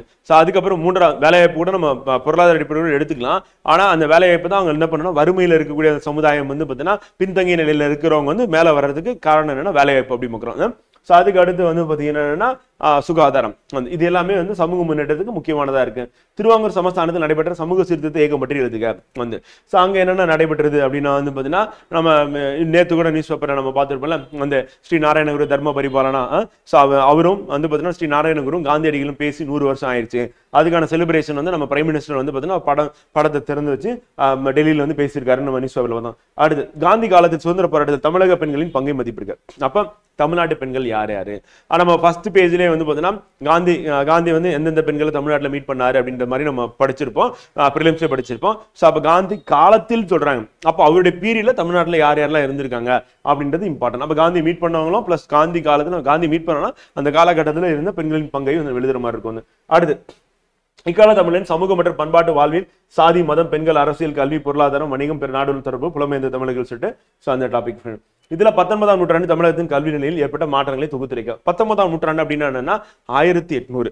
ஸோ அதுல என்னென்ன கல்வி மாற்றங்கள் ஏற்பட்டிருக்கு அப்படின்னு பார்க்கலாம். ஸோ அதுல இருந்து ஆரம்பிச்சு எங்க வரும் அப்படின்னா வந்து 1900 வரை வரும் பார்க்கலாம். ஸோ அந்த பீரியட்ல என்ன நடந்தது அப்படின்னு சொல்லிட்டு வந்து அப்ப இந்தியாவில் என்ன நடந்தோ அதுதான் தமிழ்நாட்டில் நடந்திருக்கும். தமிழ் இணைய கல்வி கழகம் பற்றி எழுதுக, தமிழ் விர்ச்சுவல் அகாடமி பத்தி எழுத சொல்லியிருக்காங்க வந்து. ஸோ இதெல்லாம் நம்ம படிப்போம் வந்து. அடுத்த தென்கிழக்கு ஆசிய நாடுகளில் உள்ள புலம்பெயர்ந்த தமிழர்கள் தமிழ் சமூகத்தில் மாற்றம் மற்றும் தொடர்ச்சியுடன் எந்த அளவுக்கு அடையாளம் தொடர்ச்சியுடன் காணப்பட்டுள்ளனர் அப்படின்னு சொல்லிட்டு தென்கிழக்கு ஆசிய நாடுகள் புலம்பெயர்ந்த தமிழர்கள் குறிப்பா என்னன்னா சிங்கப்பூரை பத்தி சொல்லலாம் வந்து.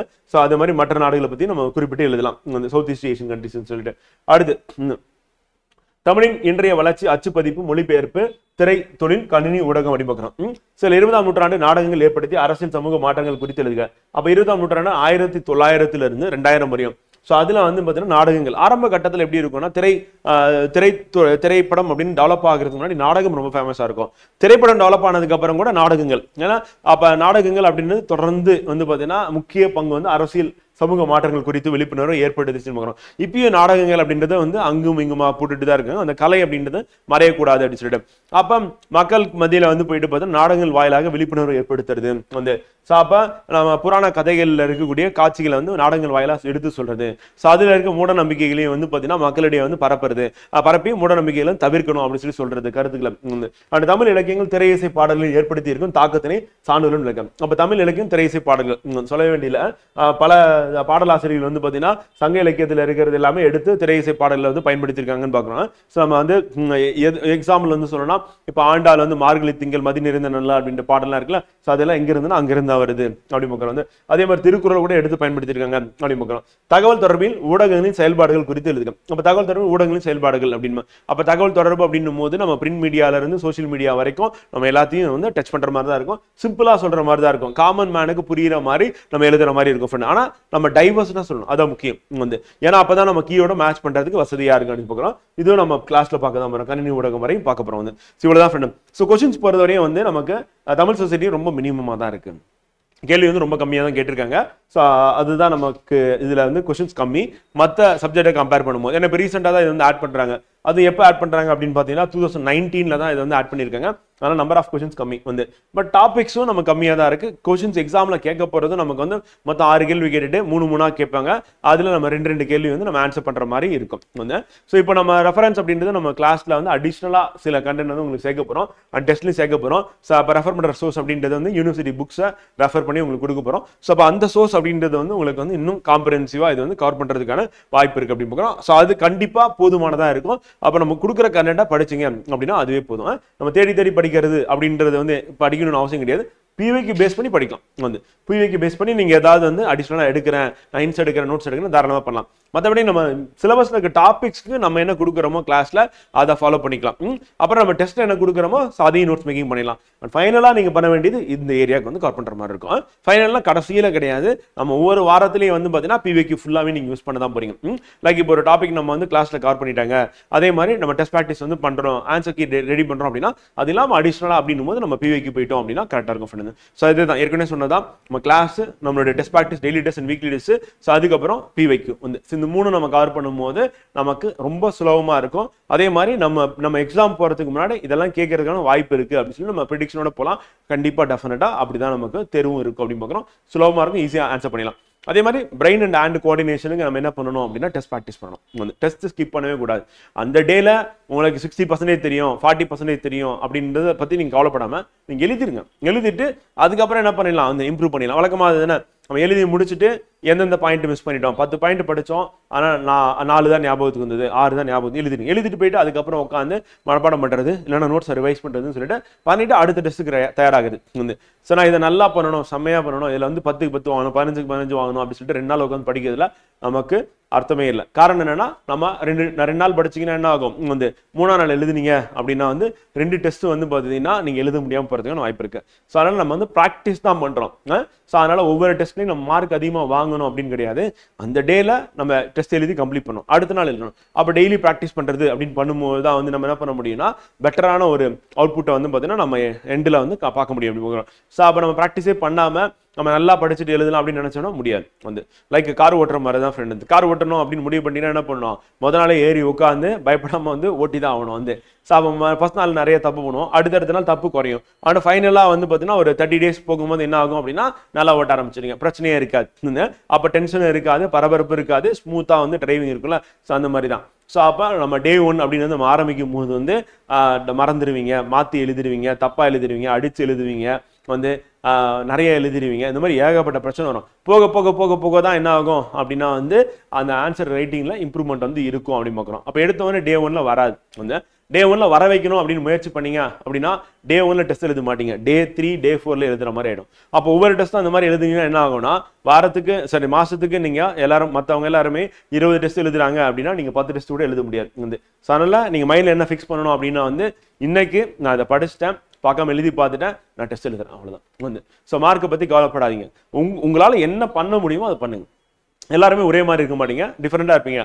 ஆனா டெஸ்ட் எழுத என்ன ஆயிடுவீங்கன்னா எல்லாரும் ஒரே மாதிரி நல்ல பெட்டரா வந்து பாத்தீங்கன்னா ஆன்சர் ரைட்டிங்லாம் வந்துருவீங்க. அப்படி அதுதான் நமக்கு வந்து தேவை. ஸோ அதை நம்ம டெவலப் பண்றது அதுதான் வந்து நம்ம டெஸ்ட் ப்ராக்டிஸ் வந்து பண்ண போறோம். அண்ட் ஆப்வியஸ்லி நோட்ஸ் மேக்கிங் அப்படின்றது வந்து பாத்தீங்கன்னா இப்படிதான் எடுக்கணும் அப்படிதான் எடுக்கணும் அப்படின்னு சொல்லிட்டு வந்து பாத்தீங்கன்னா எக்ஸாக்டா நம்ம எடுத்த உடனே டே 1ல வந்துடாது. டே 1ல ஒரு மெத்தட்ல எடுப்பீங்க, எடுத்து அதை திருப்பி அதை யூஸ் பண்ணும்போது என்ன ஆகும் அப்படின்னா ரிவைஸ் பண்ணும்போது அப்புறம் தான் தெரியும் இதெல்லாம் கொஞ்சம் தேவையில்லை, இதை அண்டர்லைன் பண்ணிக்கலாம், இதை வந்து ஹைலைட் பண்ணிக்கலாம், வந்து இந்த மாதிரி கிறிஸ்பா எழுதலாம் அப்படின்னு சொல்லிட்டு அடுத்தடுத்து தான் நம்ம எழுத முடியும். ஸோ அதனால நம்ம கொஞ்சம் கொஞ்சமாக ஆரம்பிச்சிங்க அப்படின்னா என்ன ஆகும்னா போக போக ஒரு வாரம் 10 நாள்ல வந்து பார்த்தீங்கன்னா நீங்கள் ஃபார்முக்கு வந்துடுவீங்க. அதுக்கப்புறம் ஃபுல்லாக வந்து நீங்கள் மெயின்ஸ் ஓரியன்டாக அவங்க மைண்ட் செட் வந்து இருக்கும் ஃப்ரெண்ட். வந்து ஸோ அப்போ நீங்கள் என்ன பண்ணுவீங்கன்னா சும்மா டீ குடிச்சிட்டு இருக்கும்போது இல்லை சும்மா உட்காந்துட்டு இருக்கும்போது என்ன வச்சுட்டு இதில் இப்படி கேட்டாங்க, இதுக்கு வந்து ஆன்சர் வந்து இப்படி ரெடி பண்ணலாம், இப்படி எழுதிருக்கலாம், அப்படி எழுதிக்கலாம்னு சொல்லி ஃபுல்லாக அவங்க தாட்டெல்லாம் எங்கே போயிட்டு இருக்கோம் அப்படின்னா மெயின்ஸ் ஓரியன்டாக போயிட்டு இருக்கோம். வந்து ஸோ அந்த மாதிரி நம்ம டெவலப் பண்ணுறது அப்படின்றது முக்கியம். ஸோ அப்போ அந்த இன்வால்மெண்ட் எப்போ வரும் அப்படின்னா டெஸ்ட் எழுதுனாதான். நோட்ஸ் மேக்கிங் பண்ணீங்கன்னா கண்டிப்பா வெறும் நான் நோட்ஸ் மேக்கிங் மட்டும் பண்றேன் கிளாஸ் அட்டன் பண்ணிட்டு அப்படின்னா கண்டிப்பா உங்களுக்கு வந்து அந்த தாட் ப்ராசஸ் வந்து டெவலப் ஆகாது. நீங்க டெஸ்ட் எழுதுனாதான் உங்களுக்கு ஒரு கான்ஃபிடென்ட் வரும். அந்த கான்ஃபிடென்ட் தான் உங்களை என்ன பண்ணும் அப்படின்னா வந்து டெப்டி கலெக்டர் ஆக்கும், and municipal commissioner and sub register சொல்லிட்டு நீங்க என்ன ஆகணும்னு ஆசைப்படுறீங்களோ அதுவா அவங்களை வந்து ஆக்க வைக்கும் அப்படின்னு பார்க்குறோம். ஸோ அதனால டெஸ்ட் ப்ராக்டிஸ் அப்படின்றதான் வந்து உங்களுக்குள்ள இருக்கக்கூடிய சந்திரமுகியை வெளியே கொண்டு வரும். அப்ப வந்ததுன்னா சும்மா சொல்றேன், உங்களுக்குள்ள இருக்க அந்த திறமையை வந்து வெளியே கொண்டு வரும். அந்த திறமை வெளியே வந்துச்சு அப்படின்னா தான் வந்து அதை வந்து இன்னும் கொஞ்சம் மோல்டு பண்ணி சரியா ஸ்ட்ரக்சரைஸ் பண்ணி இப்படி பண்ணலாம் அப்படி பண்ணலாம் அப்படின்னு சொல்லிட்டு உங்களுக்கான ஃபீட்பேக் கொடுக்க நீங்க இம்ப்ரூவ் பண்ணிட்டே போயிட்டே இருப்பீங்க. டெஃபினட்டா நீங்க ஆல்ரெடி எழுதின ஸ்டூடெண்ட்டுக்கு தெரியும், ஃபர்ஸ்ட் டெஸ்ட்டுக்கும் அவங்க எழுதுற ஒரு 10வது டெஸ்ட்டுக்கும் நல்லாவே டிஃபரன்ஸ் இருக்கும். அடுத்து அவங்க எழுதுற 30வது டெஸ்ட்டுக்கு இன்னும் பயங்கர டிஃபரன்ஸ் வந்து இருக்கும். வந்து டைம் மேனேஜ்மெண்ட்டாக இருக்கட்டும், அல்லது ப்ரெசன்டேஷனாக இருக்கட்டும், பாயிண்ட் கொடுக்குறதா இருக்கட்டும், இன்ட்ரடக்ஷனாக இருக்கட்டும், கன்க்ளூஷனாக இருக்கட்டும், பெருசாக ஃபீட்பேக் வந்து நெகட்டிவாக இருக்காது. ஆனால் முதல் டெஸ்ட்டில் நிறையா இருக்கும். அதை பார்த்துட்டு இன்னும் நம்மளை இப்படி சொல்லிட்டாங்க, நம்ம ஸ்கூலில் வந்து நம்ம டாப்பர், காலேஜில் டாப்பர், நம்மளை போய் இப்படி சொல்லிட்டாங்களே அப்படின்னு சொல்லிட்டு அந்த ஈகோலாம் வச்சுக்காதீங்க, அதெல்லாம் பிரேக் பண்ணிடுங்க. இங்கே வந்து உங்களுக்கு ஒன்றும் தெரியாது, என்னது ஒன்றுமே தெரியாது உங்களுக்கு, வந்து நீங்கள் வந்து 0 அப்படின்ற மாதிரி முடிவு பண்ணிக்கோங்க. ஆனால் நீங்கள் எல்லாமே கற்றுக்க போறீங்க, எல்லாமே வந்து சொல்ல நீங்க இம்ப்ரூவ் பண்ண போறீங்க, உங்களுக்கு தெரிஞ்சதை பண்ண போறீங்க. சம்டைம்ஸ் வந்து அப்ரிசியேட் பண்ணுவாங்க, நல்லா இருக்கு சூப்பராக இருக்குன்னு சொல்லுவாங்க, சில நேரங்களில் வந்து சரியில்லைன்னு சொல்லுவாங்க. ரெண்டுமே நீங்க வந்து ஒரே மாதிரி நீங்க அக்செப்ட் பண்ணிக்கிட்டு அடுத்தடுத்து நல்லா இருக்குன்னு சொன்னா அதை அப்படியே ஃபாலோ பண்றது, சரியில்லை அப்படின்னு சொல்லி சொன்னா அதை வந்து மாத்திக்கிறது, அவ்வளவுதான். ஸோ அதனால ஓப்பன் மைண்டடா இருக்கணும். என்ன சொன்னாலும் ஃபீட்பேக் எப்படி வருதோ அதுக்கு தகுந்த மாதிரி நீங்க மாத்திக்கிட்டு அப்படியே need improvement every day by day அப்படியே நீங்க வந்து வளர்ந்துகிட்டே இருக்கணும். ஒரு கட்டத்தில் நீங்க வந்து டாப்பரா வந்து ஆயிடுவீங்க. அதுக்கப்புறம் எக்ஸாம் போய் எழுதும் போது எக்ஸலண்டா இருக்கும் உங்க பேப்பர், அப்படியே கண்ணில் எடுத்து ஒத்திக்கலாம் அப்படின்ற மாதிரி உங்களுக்கே தோணும். ஸோ அந்த மாதிரி ஒரு ப்ரெசன்டேஷன், அந்த மாதிரி ஒரு ஆன்சர் ரைட்டிங் அப்படின்றத நம்ம கொண்டு வரணும் அப்படின்றதா நம்ம கிளாஸுடைய நம்மளோட டெஸ்டோட நோக்கம். ஸோ அதுக்கு சப்போர்ட்டிவா வந்து நம்மளுடைய கிளாஸுடைய நோக்கமா வந்து இருக்கு அப்படின்னு சொல்லி பார்க்குறோம் ஃப்ரெண்ட். ஓகேவா?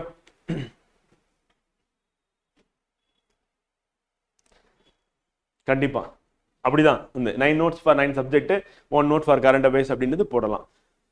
ஒரு சிலர் வந்து ரொம்ப நெருக்கமா எழுதுவீங்க, ஒரு சிலர் வந்து நிறைய கேப் விட்டு எழுதுவீங்க. அந்த ஸோ அதனால பேஸ்ட் ஆன் வந்து நம்ம தேவைப்பட்ட நோட்ஸ் வந்து நம்ம நோட்ஸ் வந்து பார்த்தீங்கன்னா அடிஷ்னலாக வந்து வாங்குற மாதிரி தான் இருக்கும். வந்து ஒரு சில சப்ஜெக்ட்டுக்கு ஒரு நோட்டே போதுமா இருக்கும். இப்போ எக்ஸாம்பிள் வந்து இப்போ தமிழ் சொசைட்டி அப்படின்றது வந்து ஒரு நோட்டு போதுமா இருக்கும். எத்திக்ஸ்லாம் வந்து ஒரு நோட் புக்லேயே வந்து முடிச்சிடலாம். சோசியல் இஷ்யூஸ் பார்க்கறதுக்கு நிறைய இருக்கிற மாதிரி இருக்கும், அது ஒரு நோட்லேயே போட்டலாம். அதனால எப்படியும் கண்டிப்பாக வந்து 10 நோட் அப்படின்றது டெஃபினட்டாக வந்து பார்த்தீங்கன்னா தேவைப்படும் ஃப்ரெண்டு.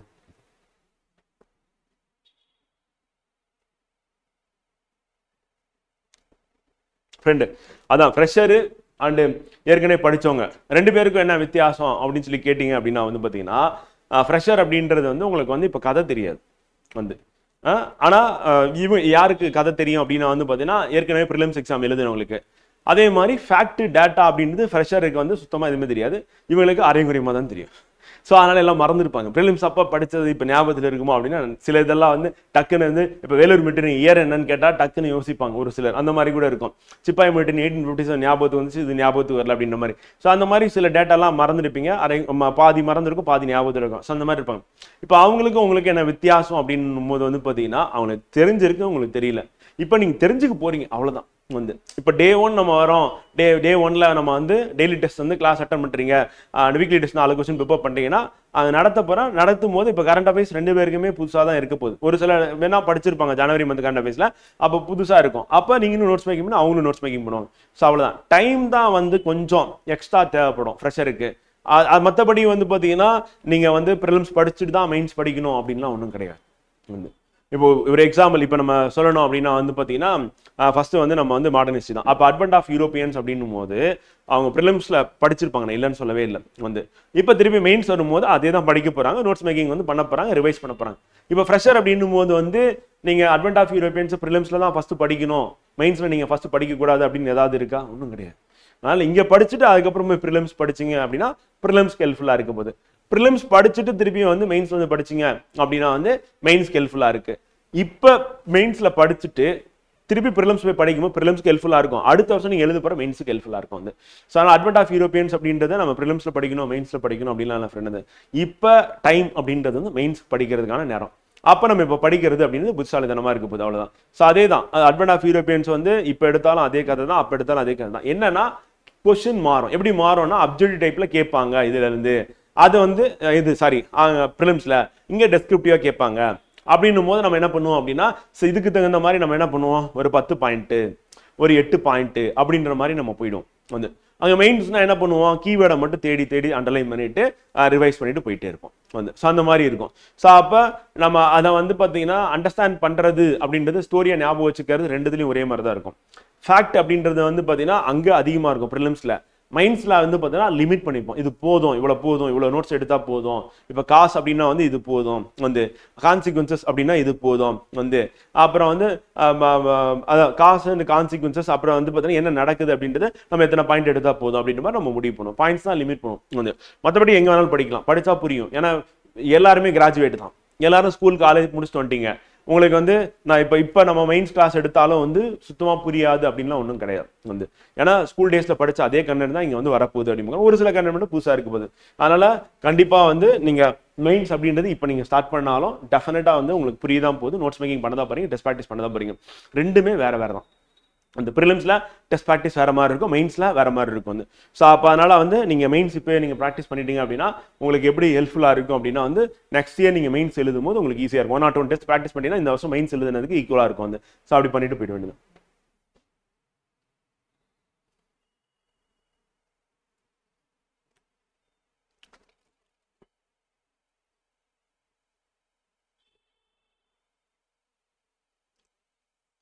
ஃப்ரெண்ட் என்னன்னா இப்போ நமக்கு சப்ஜெக்ட் நோட்ஸ் அப்படின்னும் போது என்னன்னா ஒரு டாபிக் போடுங்க, அந்த டாப்பிக்கை கம்ப்ளீட் பண்ணிடுவீங்க. வந்து ஸோ அதை வந்து டாபிக் வைஸ் நீங்கள் எழுதிட்டே போவீங்க. வந்து என்ன சிலபஸ் பேஸ் பண்ணி. ஸோ அதை வந்து தனியாக நீங்கள் ஃபாலோ பண்ணிக்கிறீங்க அப்படின்னா அந்த நோட் புக்லேயே வந்து பார்த்தீங்கன்னா 2ஆக பிரித்து வந்து நீங்கள் பின்னாடி எழுதலாம். இல்லை எனக்கு இது வந்து நான் எழுதுனேன்னா எனக்கு கண்டிப்பாக ஒரு நோட் புக் ஃபுல்லாகவே வந்து இப்போ மாடர்ன் ஹிஸ்ட்ரிக்கு வந்து ஃபுல்லாக தேவைப்படுது. அப்போ நான் கரண்ட் அஃபேர்ஸ் வந்து நான் என்ன பண்ணுறேன் அப்படின்னா தனியாக ஒரு நோட் புக் போட்டு நான் எழுதுறேன் அப்படின்னா நீங்கள் அப்படி எழுதிக்கலாம். டெய்லி டெஸ்ட்டில் வர கண்டென்ட் அப்படின்றது அந்த டாபிக் ஓரியன்டாக வரும்போது அந்த டாப்பிக்கில் எடுத்துகிட்டு போய் இன்சர்ட் பண்ணிக்கலாம். நீங்கள் எழுத ஆரம்பிக்கும் போது உங்களுக்கு தெரிஞ்சிடும். வந்து கரண்ட் அஃபேர்ஸ் தனியாக நோட் புக் போட்டாகணும்.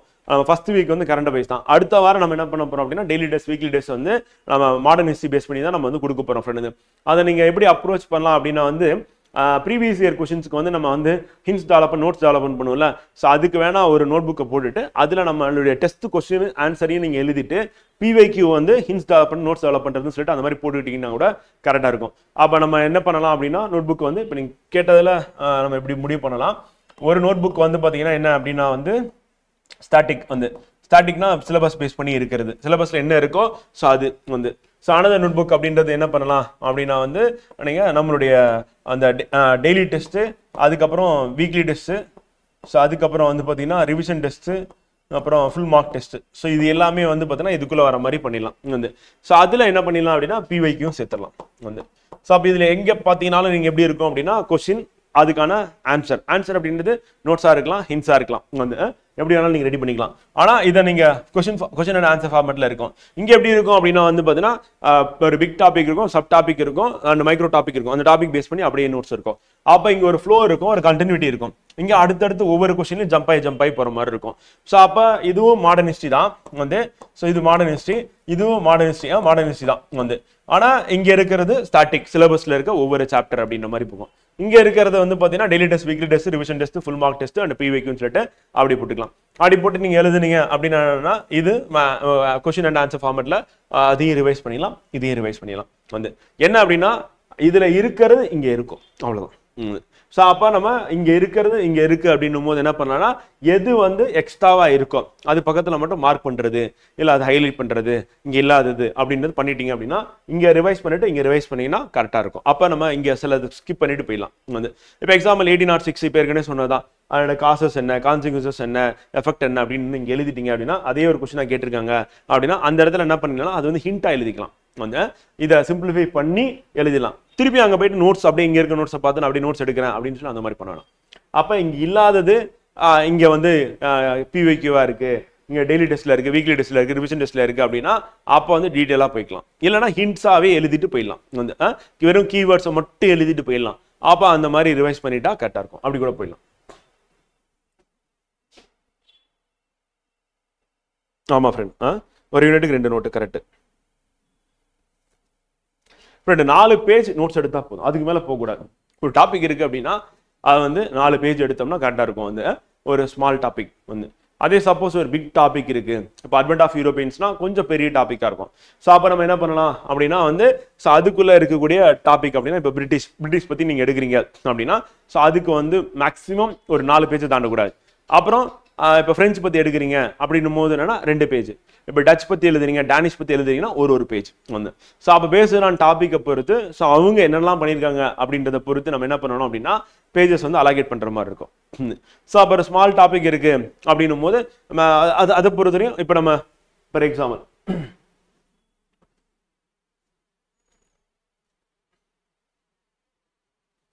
இதுல நம்ம ஃபர்ஸ்ட் டாபிக் எடுத்துக்கலாம். இப்போ origin development of Tamilian palm leaf manuscript document அப்படின்னு இருக்கு. அப்போ origin and development of Tamilian வந்து ஸோ இது வந்து ஒரு பிராடான ஒரு ஹெட்டிங். இதுல நிறைய சப் டாபிக் இருக்கும். அப்போ அந்த சப் டாபிக்லாம் நம்ம என்ன பண்ணுவோம் அப்படின்னா வந்து பார்த்தீங்கன்னா ஒரு பேஜ் அப்படின்ற மாதிரி. ஸோ நம்ம கிளாஸ்ல சொல்றது தான் சொல்லும் போது அந்த பேஸ்ட் ஆன் டாப்பிக்கை பொறுத்து நம்ம என்ன பண்ணலாம் அப்படின்னா வந்து நோட்ஸ் மேக்கிங் வந்து பண்ணிக்கலாம். அப்படியே புக்ல இருக்கிறத நம்ம ரிப்பீட் மட்டும் பண்ணக்கூடாது.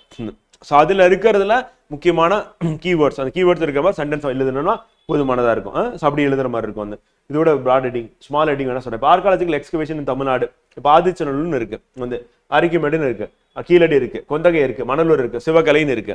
இப்போ இதுக்கெல்லாம் எப்படி நோட்ஸ் எடுக்கலாம் அப்படின்னா வந்து இப்போ ஆதிச்சநல்லூர் அப்படின்னா ஒரு பேஜ் தாண்டி போகவே கூடாது, அதுக்குள்ள எல்லாமே வந்துடணும். அப்போ அதே மாதிரி அரிக்குமேடு ஒரு பேஜுக்குள்ள தான் இருக்கணும், கீழடி ஒரு பேஜ் தான் இருக்கணும், தேவைப்பட்டா ஆஃப் பேஜோட முடிக்கலாம். ஸோ அப்போ இந்த இடத்துல எல்லாமே ஆஃப் பேஜ் 1 பேஜ் அப்படின்ற மாதிரி முடியும் வந்து. ஸோ அடுத்து வந்து பார்த்தீங்கன்னா arts, science and culture, literature, music, drama, other arts, science and culture, internal and external வந்து இது ஒரு பிராடான ஒரு ஹெட்டிங் வந்து. இப்போ இதுல ஆர்கனைசேஷன் வரும் வந்து, இல்லைனா வந்து லிட்ரேச்சர் அப்படின்னும் போது வந்து பார்த்தீங்கன்னா இப்போ 8 தொகை 10 பாட்டுன்னு வரும். ஸோ அப்போ அதை பொறுத்து நமக்கு வந்து வேரி ஆகும் வந்து. ஸோ அதனால நம்ம எக்ஸாக்டா சில இடங்களை வந்து நம்ம சொல்ல முடியாது. நம்ம கிளாஸ்ல எப்படி நடத்துறோமோ ஸோ அதுக்கு தகுந்த மாதிரி நோட்ஸ் மேக்கிங் பண்ணிட்டீங்க அப்படின்னா கரெக்டாக இருக்கும் வந்து. சில இடங்கள் நம்ம தெளிவாகவும் சொல்லிடலாம் வந்து. இப்போ Tamil society and conditions of business, Sangam age, medieval age, modern age ரொம்ப பிராடான ஒரு ஹெட்டிங் வந்து. இப்போ growth of rationalist, origin development of Dravidian movements in Tamil Nadu அப்படின்னு. அப்போ origin and development of Dravidian movements Tamil Nadu அப்படின்னும் போது என்னன்னா நம்ம இந்த ஹெட்டிங்ல எப்படி ஆரம்பிச்சு எப்படி முடிஞ்சது 4 பேஜ்ல முடிச்சிடலாம். Their contribution of social and economic development. அப்போ சோஷியல் கான்ட்ரிபியூஷன் என்ன, எக்கனாமிக் கான்ட்ரிபியூஷன் என்ன, இது ஒரு 4 பேஜ், இது ஒரு 4 பேஜ் வந்து.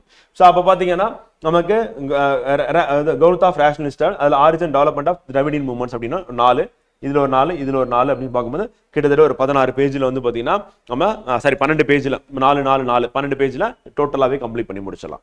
அப்போ இந்த 12 பேஜை நம்ம ரிவைஸ் பண்ணோம் அப்படின்னா இது வந்து கவர் ஆகிடும். ஸோ அதை நம்ம எப்படி நம்ம கொண்டு போவோம் அப்படின்னா நம்ம கிளாஸ்ல சொல்றதை பேஸ் பண்ணி கொண்டு போவோம், அதுக்கப்புறம் நம்ம டெஸ்ட்ல பேஸ் பண்ணி அதுக்கப்புறம் பிவைக்கு அப்படி நம்ம கொண்டு போவோம். ஸோ அப்படிதான் இருக்கும். ஃப்ரெண்ட் மந்த் வைஸ் தான் ஃப்ரெண்ட், யூனிட் வைஸ் இருக்கு, மந்த் வைஸ் தான் இருக்கும். இப்போ ஜனவரி பிப்ரவரி அப்படின்ட்டு நம்ம ரெண்டுமே சேர்த்தோமா ஷெடியூல் பார்த்தீங்கன்னா தெரியும், மந்த் வைஸ் தான் நம்ம போட்டிருப்போம். ஜனவரி பிப்ரவரி அப்புறம் மார்ச் ஏப்ரல் சொல்லிட்டு மந்த் வைஸ் தான் இருக்கும். அந்த மந்த்தில் இம்பார்ட்டன்ட் ஆர்டிகல்ஸ் என்னென்ன வந்திருக்கு அப்படின்ற பேசிஸில் நம்ம அவங்களுக்கு கொடுக்குற மாதிரி இருக்கும். மந்த் வைஸ் தான் போகும் வந்து கரண்ட் வைஸ் பொறுத்தவரையும். யூனிட் வைஸ் அப்படின்றத வந்து நம்ம எங்கே நீங்கள் படிக்கிற மாதிரி இருக்கும் அப்படின்னா ரிவிஷன் டெஸ்ட்டில் படிக்கலாம். நம்ம அது என்ன நடத்துன்னு சொல்லிட்டு ஈவன் நம்ம கடைசியாக ஃபுல் மார்க் டெஸ்ட் அப்போ வந்து பார்த்தீங்கன்னா நீங்கள் படிக்கிறதுக்கான வாய்ப்பு இருக்குது. நம்ம சொல்லுவோம் கரண்ட் அஃபேர்ஸ் சொல்கிறோம், சொல்லும் போது நீங்கள் அப்படி கூட நீங்கள் எழுதிக்கலாம். ஏற்கனவே நம்ம எழுதணும் நோட் புக் போட்டிங்களா, ஸோ அதில் கூட நீங்கள் கொஸ்டின் அண்ட் ஆன்சர் ஃபார்மேட்டை தான் நம்ம போவோம். அதனால் கரண்ட் அஃபேர்ஸ் கூட நீங்கள் இதில் கூட சேர்த்து எழுதிக்கலாம், வந்து ஹின்ஸ் மாதிரி எழுதிக்கலாம். ஸோ ஒன்று நம்ம கரண்ட் அஃபேர்ஸ் மெட்டீரியல் வந்து பார்த்தீங்கன்னா நம்ம டெய்லி டெஸ்ட் வீக்லி டெஸ்ட் போகிறோம்ல, ஆக்சுவலாக டெய்லி டெஸ்ட் வீக்லி டெஸ்ட்லாம் போகும். அப்போ இங்கே கரண்ட் அஃபேர்ஸ் வந்துடும். ஸோ அப்போ நீங்கள் இதில் கூட எழுதிக்கலாம். அந்த நோட் புக்கில் போயிட்டு இப்போ மாடர்ன் ஹிஸ்ட்ரி அப்படின்னு சொல்லிட்டு நீங்கள் அதில் கூட தனியாக கூட எடுத்து எழுதலாம். ஆனால் நம்ம வீக்லி டெஸ்ட் வரும்போது வந்து பார்த்தீங்கன்னா பர்டிகுலராக சப்ஜெக்ட் வைஸ் போயிடும் வந்து. அதே மாதிரி மந்த் வைஸ் போயிடும் வந்து. டெய்லி டெஸ்ட் வரும்போது டாபிக் வைஸ் உங்களுக்கு வரும்போது நீங்கள் அதை அப்படின்ட்டு கூட நீங்கள் பிளான் பண்ணிக்கலாம் வந்து. ஸோ இப்படி தான் எக்ஸாக்டாக பண்ணணும் அப்படின்லாம் கிடையாது ஃப்ரெண்ட் வந்து. ஸோ ஒவ்வொருத்தர் ஒவ்வொரு மாதிரி அப்படின்னாலும் கண்டிப்பாக எல்லாரும் நோட்ஸ் எடுக்கணும், அது இம்பார்ட்டன்ட் வந்து. ஸோ அந்த நோட்ஸ் மேக்கிங் அப்படின்றது அப்படியே ரிப்பீட் பண்ணக்கூடாது. ஸோ அது வந்து நல்லா மைண்டில் ஃபிக்ஸ் பண்ணிக்கணும். இம்பார்ட்டன்ட் பாயிண்ட்ஸ் மட்டும் தான் எழுதணும் அப்படின்னு சொல்லிட்டு வந்து சப்ஜெக்ட் வைஸ் போடுறது நல்லது. அப்போ தான் சப்ஜெக்டை ரிவைஸ் பண்ணுறதுக்கு வசதியாக இருக்கும். இப்போ நமக்கு எப்போ இது வந்து பயங்கர ஹெல்ப்ஃபுல்லாக இருக்கும்னா நம்ம அந்த எக்ஸாம் போகிற அந்த வாரம் வந்து பெரிய ஹெல்ப்ஃபுல்லாக இருக்கும் வந்து. இப்போ நம்ம வந்து எக்ஸாம்பிள் வந்து ஃபஸ்ட்டு கட்டாய தமிழ் எழுதிடுவீங்க. எழுதிட்டு அடுத்த நாள் நீங்கள் ஃப்ரைடே போகும்போது வந்து பார்த்தீங்கன்னா தேர்ஸ்டே அன்னைக்கு கட்டாய தமிழ் எழுதுவீங்க. ஃப்ரைடே அன்னைக்கு நீங்கள் போகும்போது கட்டாய தமிழ் எழுதிட்டு வந்து மத்தியானம் ஆரம்பிச்சிங்கன்னா மத்தியானம் ரெஸ்ட் எடுத்துட்டு ஒரு ½ hour ரெஸ்ட் எடுத்துட்டீங்க அப்படின்னா அதுக்கப்புறம் ஆரம்பிச்சு நைட்டு 12 மணி வரையும் படிப்பீங்க. திருப்பியும் நைட்டு படுத்துட்டு காலையில் ஒரு 6 மணிக்கு எழுந்திருக்கீங்க அப்படின்னா வந்து ஒரு காலையில் ஒரு 1 மணி நேரம் 2 மணி நேரம் ரிவிஷன் பண்ணுறதுக்கு டைம் இருக்கும் வந்து. பண்ணுவீங்க. அப்போ நம்ம வந்து அந்த டே அப்படின்னா நம்ம முடிச்சு லஞ்ச் முடிச்சுட்டு வந்து ரெஸ்ட் எடுத்துட்டு திருப்பி ஆரம்பிக்கும் போது அரௌண்ட் ஒரு 3 to 4 PM ஆகிடும். அப்போ ஒரு 3 மணி இல்லைனா 4 மணிக்கு ஆரம்பிக்கிறீங்க, 12 மணிக்கு நீங்கள் முடிக்கிறீங்க அப்படின்னா அப்போ 4லேருந்து ஆரம்பித்து ஒரு 12 அப்படின்னு பார்க்கும்போது 8 மணி நேரம் இருக்குது. அந்த 8 மணி நேரம் காலையில் வந்து ஒரு 1 மணி நேரம் இல்லை 2 மணி நேரம் வரும். ஸோ அப்போ டோட்டலாக வந்து பார்த்தீங்கன்னா ஒரு 8 hours கூட வச்சுப்போம். அந்த 8 hours நீங்கள் என்ன பண்ணுவீங்க அப்படின்னா இப்போ ஜிஎஸ்ல பேப்பர் 1 இருக்குது, மாடர்ன் ஹிஸ்ட்ரி இருக்குது, அப்புறம் சோசியல் இஷ்யூஸ் இருக்குது, எத்திக்ஸ் இருக்குது, 3மே ரிவிஷன் பண்ணணும். அப்போ 3 சப்ஜெக்ட் ரிவைஸ் பண்ணணும். அப்போ அந்த 3 சப்ஜெக்ட் ரிவைஸ் பண்ணும்போது நம்ம என்ன இருக்கணும் அப்படின்னா டெஃபினட்டாக 3 நோட் புக் இருக்கணும் மினிமம் வந்து. ஸோ அப்புறம் நம்ம வந்து அந்த 3 நோட் புக் இருக்கணும். இந்த பக்கம் பேரலாக மாடர்ன் ஹிஸ்ட்ரி பிவைக்யூ அது இது அப்படி சொல்லிட்டு நம்ம பண்ணுற மாதிரி இருக்கும். அப்போ நம்ம ரிவிஷன் பண்ணும்போது எப்படி பண்ணுவீங்க அப்படின்னா நோட்ஸை ரிவைஸ் பண்ண மாட்டீங்க.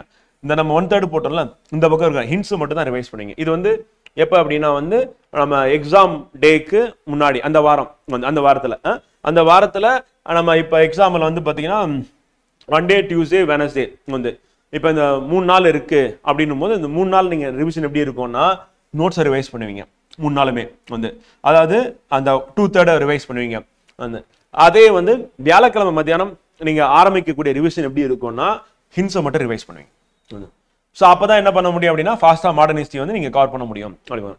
அப்போ ஹிண்ட்ஸ் ரிவிஷன் அப்படின்றது இங்கே ஆரம்பிக்கும். ஆரம்பிச்சதுன்னா அந்த 8 மணி நேரத்தில் மாடர்ன் ஹிஸ்ட்ரியோட ஹிண்ட்ஸை ரிவைஸ் பண்ணிட்டு அதுக்கப்புறம் வந்து சோசியலிஸ்ட் ஹிண்ட்ஸை ரிவைஸ் பண்ணிட்டு எத்திக்ஸ் ரிவைஸ் பண்ணிடுங்க. ஸோ அதனால தான் அந்த 1/3 அப்படின்றது நம்ம இங்கே ஒதுக்கிட்டீங்க அப்படின்னா கரெக்டாக வந்து இருக்கும் வந்து. இதை நல்லா ரிவைஸ் பண்ண என்ன ஆகுன்னா உங்களுக்கு கீவேர்டு அப்போ தான் கண்ணுக்கு தெரியும் வந்து. ஸோ அந்த கீவேர்ட்ஸை மட்டும் என்ன பண்ணால் அண்டர்லைன் பண்ணி வைக்கலாம் வந்து. ஸோ அதை இந்த பக்கம் ஒரு டயக்ராமாக போடுறது, ஃப்ளோ சார்ட்டாக போடுறது, இல்லை அதை மட்டும் தனியாக எடுத்து எழுதுறது அப்படின்னு பண்ணிங்கன்னா ஃபாஸ்ட்டாக இருக்கும் வந்து. இயர் மறந்துடுவோம், பிளேஸ் மறந்துடுவோம், பர்சனாலிட்டியோட நேமை மறந்துடுவோம், ஆர்கனைசேஷனோட நேமை மறந்துடும். ஸோ இந்த மாதிரி நம்ம எதெல்லாம் மறக்குமோ வந்து ஸோ அதுதான் வந்து நம்ம ஹிண்ட்ஸாக எடுப்போம். கதையெல்லாம் நம்ம வந்து எடுத்து இங்கே எழுதவே கூடாது வந்து. ஸோ ஃபர்ஸ்ட் லெவல் வந்து நோட்ஸ் மேக்கிங், செகண்ட் லெவல் வந்து ஹிண்ட்ஸ் டெவலப்பிங்.